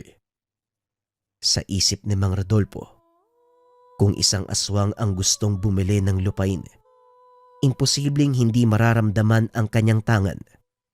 Kung malalaman kagad ng isang antingero kung tao o hindi ang karap, ganon din ang mga aswang. Nakikilala nito ang mga taong may pangontra laban sa kanila. Kaya labis ang pagtataka. Sa kabilang banday namuo ang pagdududa. Siguro, talagang gusto lang nilang manggulo. Rafael, mula ngayon, maging mapagmatsyag ka sa paligid. Maging alisto ka rin dahil baka bigla silang umatake. Hindi natin alam ang totoong pakay nila. Mas mainam na maging handa tayo kung sakali mang may mangyari. Simula sa puntong iyon, binawasan ni Rafael ang pagiging maloko. Naging seryoso ang binata. Hindi na bago sa kanya ang ganitong sitwasyon. Ilang beses na itong nangyari sa buhay nila ni Mang Rodolfo dahil talagang lapitin ng aswang, lalo pat merong tangan. Tinulungan niya ang ama sa pagmamasid sa paligid. Kagad pinaalam kung ano ang mapapansin. Lumipas ang 2 araw na naging bantay sarado ang mag-ama. Wala pa namang nangyari, pero pabalik-balik sa lugar ang mga lalaki. Hanggang palitan lang ng salita ang kanilang nagagawa dahil hindi naman sila sinasaktan ng mga lalaki. Tana, ibenta mo na kasi yung lupa sa amo namin para hindi na kami pabalik-balik dito. Nakakapagod na eh. Nakakapagod na pala eh. Bakit hindi kayo umuwi na lang tapos wag nang bumalik dito? Gumamit din kasi kayo ng utak paminsan-minsan. Hindi puro pagmamayabang at kabalbalan yung ginagawa nyo. Hoy, manahimik ka. Hindi ikaw yung kausap. Isa ka rin eh. Ikaw yung sumasagot, hindi ka namang kinakausap. Mga iyo, hindi ko galing ulit-ulitin ang salitang nabitawan na. Alam kong malinaw niyong narinig ang sagot ko nung nagtanong ang isang kasama nyo, kaya magsiuwi na kayo. Naaalibadbara na ako sa pagbumuka niyong dalawa. Bakit ba kasi ayaw niyong ibenta? Malaking pera naman yung ibabayad sa inyo eh. Hindi lang lupa ang mabibili nyo sa halagang matatanggap. Makakapagpatayo pa kayo ng magandang bahay. Mga hayop na maaalagaan. Sasakyan o kung ano-ano pa. Wala nga kaming pakialam sa mga ganyang bagay. Bakit ba kayong mga maliliit na taong unano hindi marunong makaintindi? Sabihin niyo sa akin kung sino yung amo niyo. Ako na ang kakausap sa kanya. Hindi namin maaaring sabihin kung sino siya. Yun ang utos sa amin eh. Kumbinsihin lang kayo na ibenta ang lupa nyo. Magsewi na kayo. Wala kayong mapapala sa amin. Huwag na rin kayong babalik dahil hindi na magbabago ang desisyon ko. Kagad pinagsarahan ng pintuan ni Mang Rodolfo ang 2 binata. Kaninang umaga pa nag-uusap. Sumapit na ang gabi. Hindi pa rin sila tinatantanan. Kahit hindi nila hinarap, patuloy pa rin sa pangungulit. Nang marinde si Rafael, kumuha ito ng isang balde ng tubig. Walang pasabing itinapon sa dalawa. Nagalit ito at dito na napilitang umalis. Tubig lang pala yung katapat eh. O sige, subukan yung bumalik. Hindi ako magdadalawang isip na sabuyan kayo uli. Anak, bakit ang baho ng tubig? Ano ba ang binuhos mo sa kanila? Yung pinagugasan ng pinggan nung nakaraang araw. Nakalimutan kong itapon eh. Mabuti nga lang nagamit pa ngayon. Nako kang bata ka. Buhusan mo nga ng sabon. Napakatindi ng amoy. Kagad tumalima si Rafael. Inasikaso ang paglilinis ng nangangamoy na tubig. Habang ginagawa ito sa labas, napansin niyang may tao sa sagingan. Hindi pinansin nung una sa pag-aakalang napadaan lang. Pero nang naroon pa rin ito sa mga sumunod na sandali, dito na siya naghinala. Tinawag niya ang ama at sabay silang nagtungo sa lugar. Madilim sa bahagi ng sagingan dahil sa matatayog na puno at nagkakapalan ng mga dahon. Natatabunan ang liwanag ng buwan, kung kaya't hindi mamukaan ang lalaking karap. Sino ka? Anong pakay mo rito? Wala kang dalang patalim o sako. Hindi ka naman siguro magnanakaw ano? Hindi ito sumagot sa kanya. Nakatayo lang habang palipat-lipat ang tingin kina Mang Rodolfo. Ilang sandali pa, umalingasaw na sa buong paligid ang matinding amoy. Naalerto ang matanda, kasabay ng paghahanda ng sarili dahil sa paparating na aswang. Maging alisto ka, Rafael. Hindi lang isang aswangan nandito. Dalawa ang bilang nila. Mas mabuti sigurong umuwi ka muna. Ako nang bahala sa mga to. Bakit ay? Akala niyo ho ba kailangang handa? Ako rin. Kaya kong makipagsabayan. Inilabas ni Rafael ang buntot page mula sa bitbit na sako. Hindi napansin ni Mang Rodolfo na yun pala ang dala ng anak buhat sa pagmamadali. Siya naman ay dinama ang pagiging aktibo ng tangan, ang mutya ng saging. O sige, total handa ka na, walang problema. Pagtulungan natin ang mga to. Mukhang hindi matanggap ng amo nila ang desisyon ko. Talagang nagpadala pa ng mga aswang. Rafael, maganda ka. Anumang oras ay susugod sila. Hagupitin mo! Naging maaksyon ng labanan sa pagitan ng mag-ama at ng mga aswang. Maliksi. Mabilis ang kilos. Nanagawang ilagan ang bawat atake nila. Pero hindi rin tumagal dahil nanaig ang biyayang ipinagkaloob ng kalikasan. Ang mutya at ang buntot ng pagi. Hindi tumigil sa paggagupit hanggat nabubuhay pa ang kalaban. Ilang sandali pa, nakahandusay na lamang ang mga ito. Duguan at halos lumabas na ang lamang loob sa laki ng sugat sa tiyan. Mahinang uri naman pala ang mga nilalang na ito. Hindi naman pala tatagal ng ilang oras. May gana pang lumusob dito. Pero sayang lang binuway sana natin ang isa para matanong kung sino nagpadala sa kanila. Hindi bale na tay. Nakakasiguro ko na hindi lang dalawa ang bilang nila. Kung interesado sa lupa natin ang amo nila, malamang magpapadala pa siya ng alagad. Ang tanong lang talaga, sino naman? Sa susunod na natin isipin yan. Iligpit muna natin ang mga bangkay bago pa malaman ng mga kapitbahay natin. Kapag nagkataon, may usap-usapan na namang kakalat. Alam mo naman ang mga tao dito, nakakita lang ng kung ano, marami nang sinasabi.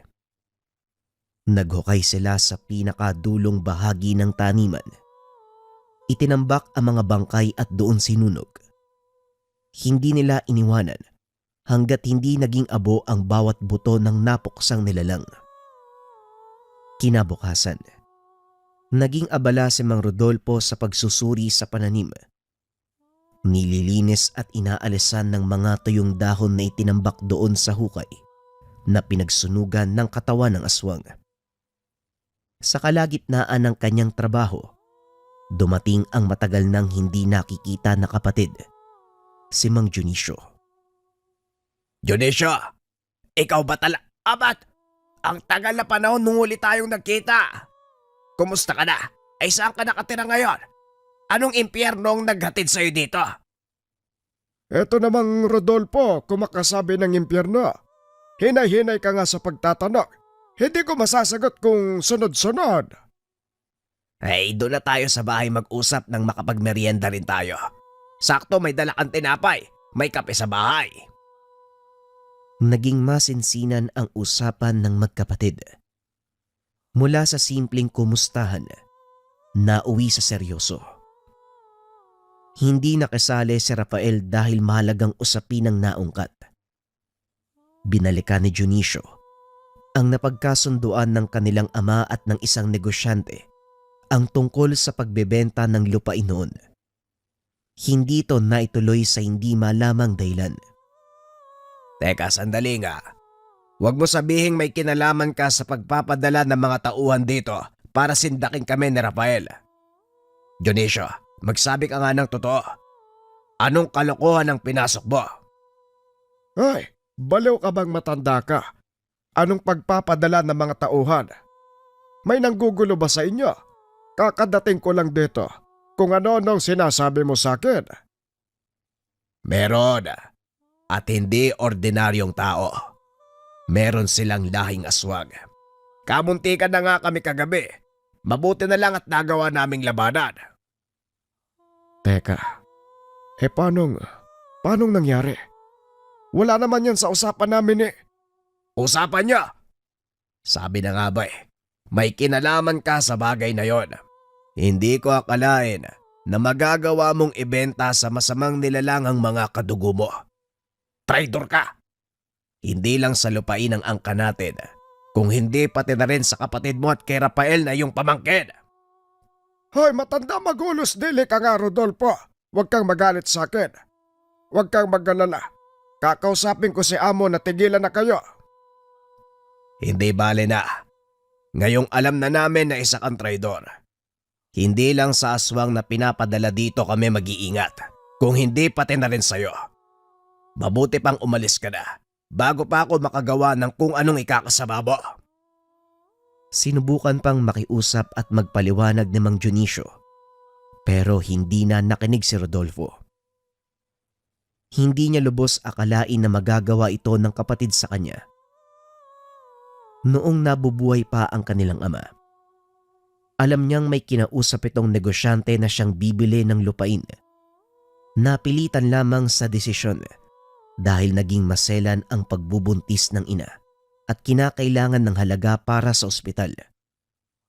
Pero hindi natuloy dahil merong nalaman ang ama tungkol sa negosyante. Walang nakakaalam sa kanilang magkakapatid kung bakit. Pero sa palagay ni Mang Rodolfo, tungkol ito sa pagkatao ng amo.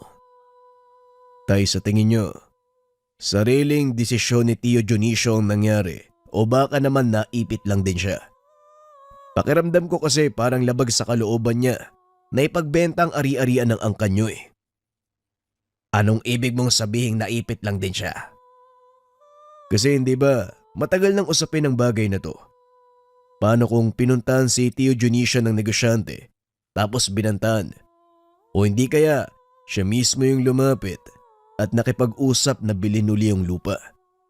Hindi natin alam kung anong totoo, tay. Mas mabuting huwag tayo magpadalos-dalos. Alamin muna natin ang totoong kaganapan.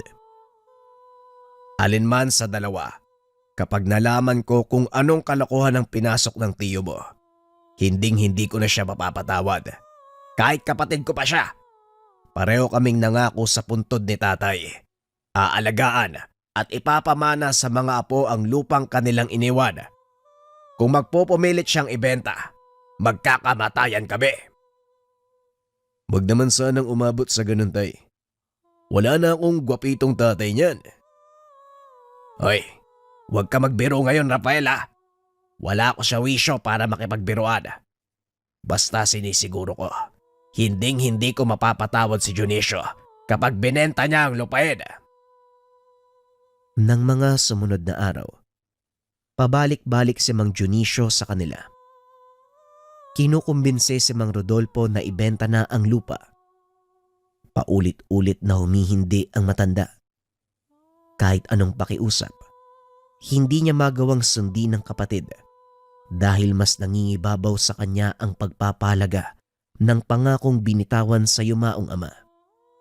Isa pa, hindi niya maaaring ibigay sa ibang tao ang sagingan dahil ito ang nagbigay sa kanya ng pambihirang lakas at kakayahan para kalabanin at tapatan ang anumang banta ng aswang o ibang elemento na umaaligid sa lugar. Magmula nang mamatay ang kanyang ama, na mag-isang nagtaguyod sa kanilang magkakapatid dahil hindi nakaligtas sa maselang panganganak ang ina. Sa sagingan siya na malagi, ang taniman ang bukod tanging naiwang alaala ng ama at hindi inaasahang matagpuan ang naiibang puno sa kalagitnaan. Naghahanap siya ng puso na maaaring ulamin ng sandaling iyon nang biglang may kung anong puwersang sumakop sa pagkatao. Sandali niyang nakalimutan ang takbo ng paligid. May kung anong nahulog mula sa mismong puno. Nang bumalik siya sa ulirat, nakita niya ang maliit na bato sa kanyang kamay. Natuwa pa siya at itinabi ito sa puno. Binaliwala. Pero pagkauwi ng tahanan, nagulat siya dahil nasa bulsa ito. Bumabalik lamang ito sa kanya kahit anong tapon. Dahil dito, tinanggap na lamang niya at sa paglipas ng panahon, unti-unting naintindihan ang gamit na bato. Hanggang sa naging kasangga sa oras na may nilalang na maglalakas ng loob na manggulo. Magmula noon, buong buhay niyang inalagaan ang sagingan kapalit ng natanggap na mutya. Sa pakiwari niya, hindi lang siya ang ginagabayan nito, kung hindi pati na rin ang taniman na saganang-sagana. Tay, umalis na nga si Tio Dionisio, pero may pumalit kagad. Hindi na talaga tayo matatahimik eh. Sa umaga, si Tio ang manggugulo. Tapos paglipas ng ilang oras, pagsapit ng gabi aswang naman. Tignan mo tay, sinasalanta ang sagingan. Nang makitang sinisira ng mga nilalang ang pananim, kagad nagmarcha si Mang Rodolfo patungo sa lugar. Nanggagalaiti sa galit habang hawak ng maigpit ang itak. Sa sandaling makalapit ay kagad tinaga ang aswang. Natamaan naman, hindi na tinigilan ng matanda hanggang sa maputulan ng hininga. Tinangkapang tumakas ng isa, pero napigilan ni Rafael. Sinakal gamit ang buntot pagi. Hindi na ito nakatakas. Nangisay ng husto hanggang sa bumulagta. Tumabi sa kasamang nakahandusay. Tatay, hindi na pwede ang mga nangyayari. Paano kung isang hukbo na ang sumugod sa atin? Paano kung sobrang dami na? Tay, ayokong umabot sa ganun. Baka mapuruhan tayo at hindi na kayanin. Anong sinasabi mo, Rafael? Ibenta na lang natin ang lupa. Hindi, tay. Hindi ko gustong ibenta mo ang lupa. Mahal ko ang lugar na ito. Hindi na nga ako mahiwalay dito eh. Ang ibig ko pong sabihin, puntahan na natin ang negosyante. Harapin natin siya at pakiusapan. Sa ngayon masasabi nating maayos pa dahil tayo lang ang ginagambala ng pinapadala niyang nilalang. Paano kung sa susunod, madamay ang mga kapitbahay natin? Malaking problema kapag nagkaganon tay. Alam kong hindi mo rin nais na may madamay na iba. Sang-ayon si Mang Rodolfo sa sinabi ng anak.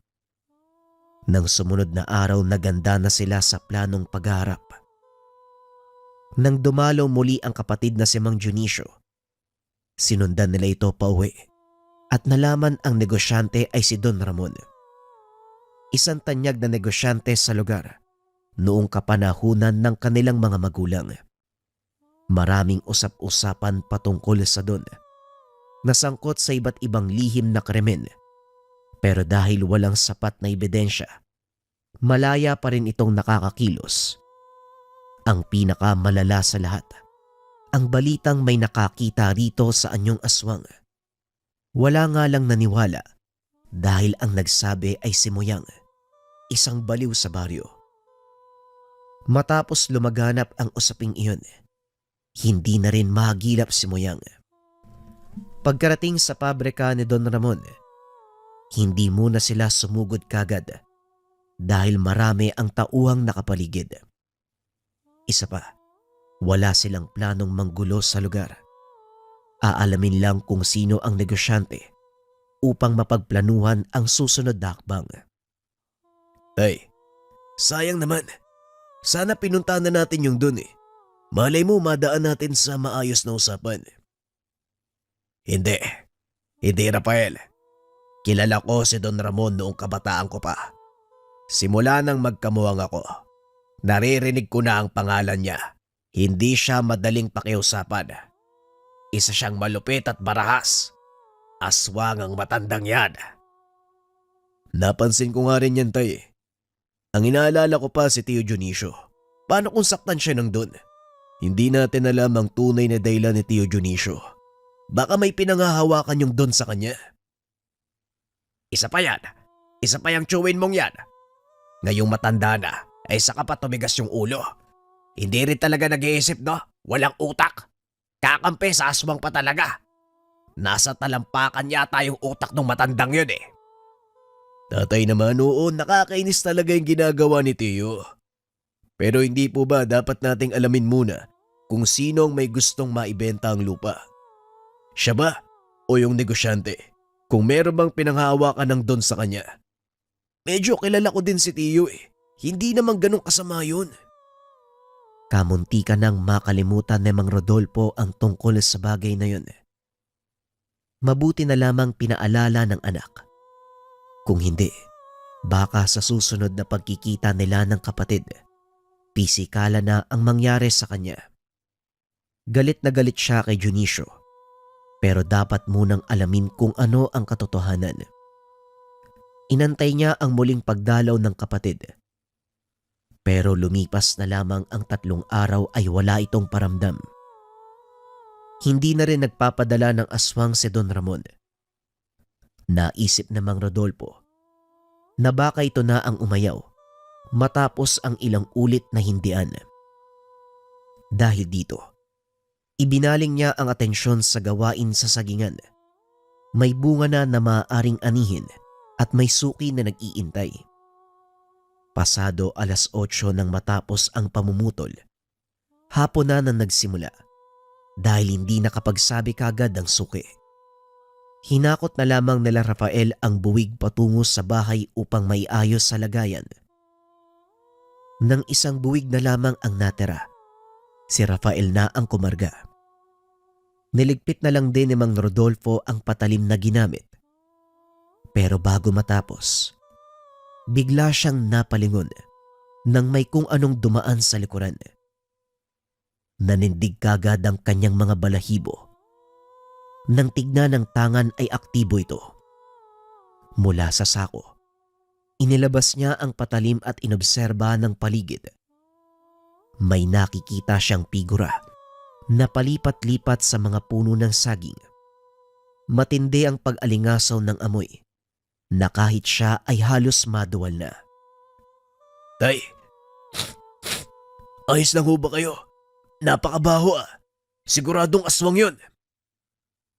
Maging si Rafael ay naalerto sa amoy. Hawak-hawak na nito ang kanyang patalim. Tay, sandali lang. Kailangan kong kunin ang buntot ng pagi. Sa pag-alis ni Rafael, saka namang umatake ang aswang. Dire-diretso sa pagsalakay kay Mang Rodolfo. Naging handa naman ang antingero. Tinapos kagad ang nilalang. Sa kanyang pag-ilag, isinabay ang pagsaksak ng hawak na patalim na tumagos pa sa lalamunan nito. Kagad bumulagta sa lupa ang aswang. Pagbalik ni Rafael ay tapos na ang sagupaan. Anong nangyari, tay? Tapos na kaagad? Kakabalik ko lang eh. Sana man lang inantay mo ko. Nakakita na ako ng pagkakataon para patayin ang nilalang. Alam nga namang antayin pa kita. Kumuha ka na lang ng pala. Magukay nang mailigpit natin ang katawan niyan. Sus Mariose po. Ikaw na nga yung pinerwisyo. Ikaw pa'y maglilibig. Naku naman talagang buhay to. Matapos maisaayos ang katawan ng aswang, nagliligpit pa lamang sila ng mga kagamitan. May narinig na namang sigaw mula sa kung saan. Humingi ng saklolo. Batay sa ingay, parang hinahabol ng kung ano at takot na takot. Rafael, iuwi mo tong mga gamit sa bahay. Ako na ang aalis para alamin kung anong ingay na yon. Magpahinga ka na. Huwag ka nang sumunod. Kaya ko na to. Pinuntahan ni Mang Rodolfo ang pinagmumula ng sigaw para sa maklolo. Sa kakawyan malapit sa ilog, natagpuan niya ang babae. Natatarantang tumatakbo palayo sa humahabol na aswang. Kamuntikan pa itong madali. Mabuti na lang at naabutan niya. Naipagtanggol ang babae, pero naisahan siya ng nilalang. Tumilapon ng matanda. Nahirapang bumangon dahil tumama ang likuran sa bato. Nataranta si Mang Rodolfo.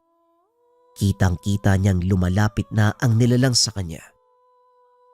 Ilang sandali pa, bigla na lamang bumagsak ang aswang. Mabuti na lamang dumating si Rafael sa lugar. Merong sumaklolo sa kanya. Hoy, dadaan ka muna sa akin bago mo masaktan ng tatay ko. Ano tay? Masyado kasing kampante. Sakit ng likod mo no? Hindi ka na bumabata tay, tumatanda ka na. Habang walang tigil sa paghampas ng buntot page sa nilalang, saka lamang niya tinigilan ng hindi na gumagalaw. Tinulungan niyang makatayo si Mang Rodolfo. Sinuri din ang kalagayan ng babaeng biktima. Binibini, saan ka ba nang galing? Kababae mong tao, gumagala ka pa ng gabi. Delikado sa lugar na ito. Maraming gumagalang masamang loob. Hindi lang tao, kahit elemento at mga nilalang kagaya ng humabol sa'yo. Kung maaari sana, dapat hindi ka lumalabas ng ganitong oras eh. Kasi galing ako sa trabaho. Ginabi sa pag-uwi dahil walang masakyan eh. Naglakad lang ho ako. Nakasalubong ko yung dalawang lalaki. Napansin ko na lang, iba na yung itsura nila tapos sumusunod sa akin. Teka, tama bang narinig ko dalawang lalaki? Kung ganon may isa pa. Nasaan kaya yon? Siguro tayo yun yung sumalakay sa atin sa sagingan. Posible naman na magkasamang dalawang aswang na yan eh. Tapos nung nakita tong babae, lumis na yung isa. O siya, maiba ako. Tagasaan ka ba? Ihatid ka na namin para ligtas kang makauwi. Nasa malapit lang ang bahay ng babae kaya naihatid kagad. Binalikan nila ang katawan ng aswang. Pero huli na dahil nawala na ito. Nagtataka sila. Pero matapos makita ang bakas ng isang pares ng yapak sa lupa, naisip nila na may kasama pa ang aswang na siyang sumagip sa bangkay. Rafael, bukas sa bukas, makikipagkita ako kay Don Ramon. Talagang hindi niya tayo tatantanan. Ibang usapin na ito dahil may nadadamay na tao. Kinabukasan maagang nag-ayos si Mang Rodolfo at Rafael para puntahan si Don Ramon. Pero hindi na nagawa dahil dumating si Mang Dionisio at kasama na ito. Tatay, hindi na yata kailangan. Siya na mismo ang lumapit sa atin. Nang makita ang dalawang panauhin, nagmamadali namang lumabas si Mang Rodolfo upang malaman ang sinasabi ng anak. Sa labas na rin sila nag-usap. May kalayuan nga si Don Ramon dahil naaapektuhan sa tangan ni Mang Rodolfo. Idagdag pa si Rafael. Nakatitig lang sa Don habang maigpit ang pagkakahawak sa buntot pagi. Hindi nyo naman kailangan magbanta. Nandito na si Don Ramon para makipag-usap. Ibaba nyo ang pangontra para makalapit siya. Mawalang galang na ho, Tiyo. Hindi namin ibababa ni tatay ang pangontra para lang sa taong yan. Gusto ko nang patayin yan ngayon eh. Hindi lang kami ang ginugulo ng damuhong yan nang dadamay na siya ng mga inosente. Rafael, magdahan-dahan ka ng pananalita mo ha. Mas matanda si Don Ramon sa'yo. Konting respeto naman. Respeto? Komedyante ka ba? Ang respeto ay hindi lang ibinibigay dahil sa katandaan. Ito ay kinukuha. Bakit ko rerespetuhin ang isang nilalang na may kaluluwang halang? Mas mabuti pang magpakamatay na lang ako. Tama si Rafael, Dionisio. At saka, paano mo naging amo ang hayop na yan? Alam mo kung anong klase ng tao siya. Pero bakit parang mas iginagalang mo pa kaysa sa aming mga kadugo mo? Binantaan ka ba niya? Anong hawak niya sa'yo? Rodolfo, gusto lang naman bumili ng lupa ni Don Ramon. Ang lupain natin ang napili niya dahil malawak at sagana sa pananim. Nais niyang mapalawak ang negosyong hawak, kaya naman pumayag ka na. Makatarungan naman ang presyong ibibigay niya. Patayin mo na lang ako, Dionisio. Kailanman hindi ko ibebenta ang lupa ng ating angkada. Magkamatayan na tayo! Inilapag ni Mang Rodolfo ang kutsilyo sa harapan ng kapatid. Hindi yon inasahan ni Mang Dionisio. Kalaunan, umalis na rin nang makitang lumakad palayo si Don Ramon. Ganyan nga, umalis ka. Huwag ka nang babalik dito. Hindi porket mayaman kang negosyante, basta-basta ka nalang maninindak. Rafael, tama na. Huwag kang magsayang ng laway sa mga yan. Halika na. Maglinis na tayo ng taniman. Habang abala ang mga kamay sa gawain, lumilipad naman ang isip ni Mang Rodolfo.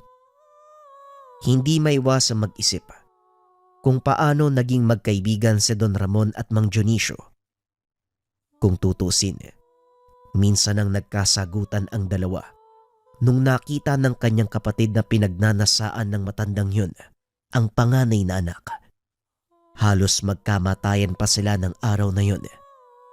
Kaso nga lang sa mga nakikita niya sa kasalukuyan, mukhang nagkamabutihan ang dalawa. Lumipas ang mga araw na yun lang ang nasa isip ni Mang Rodolfo hanggang sa umabot sa punto. Nalaman niya ang katotohanan dahil sa palihim na kilos ni Rafael. Tatay Rodolfo, tatay, may balita ako. Nalaman ko na ang katotohanan. Bagya namang nainis si Mang Rodolfo dahil binulabog siya sa pagtatrabaho. Ano ba naman yan? Siguraduhin mong magandang balita yan ha. Mamaya puro kalokohan na naman yung sasabihin mo, malilintikan ka sa akin. Tatay, talagang naipit lang si Tio Dionisio. Biktima siya ni Don Ramon. Sila ng anak niya. Si Ate Malagring ay hawak ng lintik na yun. Gustong mapangasawa ng matanda si ate. Ayaw pumayag ni Tio kaya dinakip niya. Hindi mabawi hanggat hindi na ibebenta ang lupa. Abat talagang sira ulong doon. Sigurado ka ba, Rafael? Kung gano'n, halika na. Tulungan natin ang pinsan at tsuhin mo. Hindi man akalain ni Mang Rodolfo na yun pala ang dahilan. Hindi na rin siya nagtaka dahil nangyari na ito noon. Likas kasing maganda ang pamangkin ng si Malagring. Kinahuhumalingan ng lahat ng kalalakihan. Isa na rito ang matandang Don. Magmula nang lumipat si Mang Dionisio sa ibang lugar, wala na siyang balita sa dalaga. Ngayon na lamang at naging bihag pa ng aswang. Dumiretso sila Mang Rodolfo sa pamamahay ng kapatid. Naabutan niya itong mag-isa. Humahagulgol habang nakahawak sa litrato ng anak. Dito na rin sila nagkalinawan. Ipinagtapat ang katotohanan. Hindi na kaya pa ni Mang Dionisio ang sitwasyon. Kaya naglakas loob na humingi ng tulong sa kapatid. Isa ka pang matanda ka eh. Hindi mo sinabi sa akin kagad. Alam mo naman na kaya kong labanan yung Ramon na yun eh. Nasaan si Milagring? Nasaan ang pamangkin ko? Na kay Don Ramon nga. Tulungan mo ang anak ko, kunin mo siya, bawiin niyo. Tama na. Manahimik ka nga, naiinis pa rin ako sa'yo eh. Mas lalo lang din nadadagdagan ang galit ko dahil hindi ka nagsabi kaagad. Tandaan mo rin, kapag may nangyaring masama sa pamangkin ko, malalagot ka sa akin. Ikaw ang ama. Pumayag kang makuha ang anak mo. Wala kang kwenta. Hindi na mapigil ang galit ni Mang Rodolfo. Mula sa bahay ng kapatid, dumiretso siya sa lugar ni Don Ramon. Sa bahay niya na nagpunta dahil walang tao sa pabrika. Sakto naman na walang bantay dahil bawat linggo, pinapayagan ng Don na maglakwat siya ang kanyang mga tauhan. Walang kahirap-hirap na napasok ni Mang Rodolfo. Natagpuan niya ang pamangkin na umiiyak sa isang kwarto. Itatakas na sana nang biglang lumitaw ang Don. Masama ang titig sa kanya. Nandito na pala ang anak ng yumao kong kaibigan.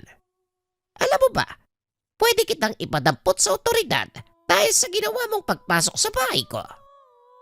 Hoy Mangmang, alam mo ba pwede din kitang patayin ngayon dahil sa ginawa mo sa pamangkin ko? Ang lakas ng loob mong gamitin ang bata para lang makuha kung anong gusto mo. At isa pa, hindi kayo naging magkaibigan ng tatay ko. Bakit ba ayaw mong ibenta ang lupa, Rodolfo? May tinatago ka ba sa taniman? Anong sekreto ang naroon para maging masagana ang pananim mo? Kahit bagyo hindi natitinag. At bakit sa dinabi namin ng lupang pwede mong bilhin, lupain pa namin? Kung sasabihin ko sa'yo, hindi na magiging sekreto, Mangmang. Pero tinitiyak ko, kapag nagpumilit ka pa, ang sagingan mismo ang papatay sa'yo. Lingid sa kalamahan ng lahat, ang puso ng saging na nagbigay ng mutya kay Mang Rodolfo, nabubuhay pa hanggang sa ngayon. Nasa kalagitnaan ng taniman, kailanman wala pang nakakitang ibang tao maliban sa kanya. Hindi rin ito napapansin ni Rafael dahil sa mata ng ordinaryong tao ang meron siya. Isa lamang itong puso ng saging. Aktibo pa rin kahit nailuwa na ang mutya. Kung merong maramdamang panganib sa lugar, hindi na makakalabas ng sagingan dahil sa bisa ng puso. Nasubukan na ito ni Mang Rodolfo ng unang inkwentro sa nilalang. Napadpad sila sa nasabing lugar. Napansin niya na lang, ito mismo ang pumatay sa nilalang. Ito rin ang sekretong matagal nang iniingatan. Ito rin ang dahilan kung bakit sagana ang taniman. Kung ayaw mong ibenta ang lupa, hindi na ako manggugulo. Umalis ka, pero iwanan mong dalaga. Talagang mangmang ka. Ang dami mong pera pero wala kang utak. Hayop! Magkakamatayan muna tayo bago mo makuha ang pamangkin ko. Inihanda ni Mang Rodolfo ang sarili. Si Don Ramon naman, nasagad ang galit. Unti-unting nagbago ang anyo. Kaso nga lang bago pa siya umatake, sinakali siya ni Rafael ng buntot pagi. Nagulat pa si Mang Rodolfo. Hindi napansing sumunod ang anak. Bago pa makawala ang aswang, tinaga niya hanggang sa paulit-ulit na tumagos sa katawan ng patalim. Hindi na nila pinatagal. Kaagad sinunog ang bangkay sa mismong tahanan at saka iniwanan na maging abo ang buong lugar. Dionisio, kukup-kupin ko si Milagring. Mas ligtas siya sa akin kaysa kasama mo. Hindi mo nga nagawang ipaglaban sa Don.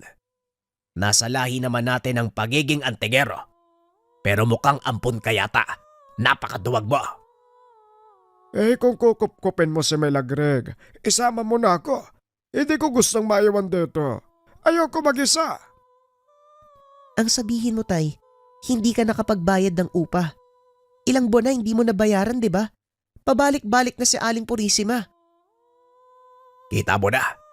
Bakit ba kasi umalis ka sa atin? Ang daming problema magmula nung lumipat kayo. Pati ang bata na damay pa. O siya, mag-impake ka na. Ang sarap mong sapakin. Umuwi na tayo. Dahil sa kaganapan, bumalik na sa poder ni Mang Rodolfo ang kapatid at ang pamangkin. Magmula rin nang mawala si Don Ramon, wala nang gumambala sa kanila. Hindi na rin nanggulo ang mga aswang sa lugar. Hindi nalalayong mga tauhan nito ng Don. Ang huling balita nila, nagsialisan matapos makitang sunog na ang ari-arian ng Don. Iginugol ni Mang Rodolfo ang lahat ng oras sa pag-aalaga sa sagingan. Hindi lang si Rafael ang katuwang dahil nadagdagan na ng miyembro ang kanilang pamilya.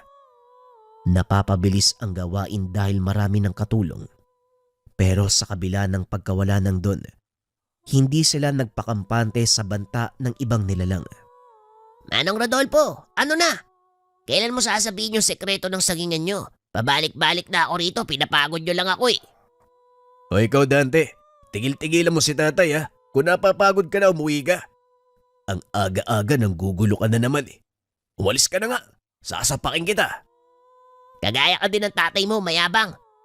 Porkit sagana yung taniman nyo, ganyan yung ugali nyo. Mga pangit! Mukha mo! Umalis ka na, sagabal! Tatay, sa susunod na manggulo yung isang yan, bantaan nyo para tumigil. At saka ano bang sinasabi ng sekreto ng sagingan? Kaya lumalago yung pananim natin. Inaalagaan kasi natin. Kahit yung ibang tao ganyan yung sinasabi. Ano bang meron tay? Ngumiti lamang si Mang Rodolfo sa anak. Tinapik sa balikat at saka sinabihang tumulong na lamang sa mga gawain. Kahit kay Rafael, hindi niya pwedeng sabihin ang tungkol sa puso ng saging. Nagaantay siya ng tamang pagkakataon kung kailan sasabihin ang sekreto sa anak, kung kailan ipamamana ang nakuhang mutya sa puso ng saging.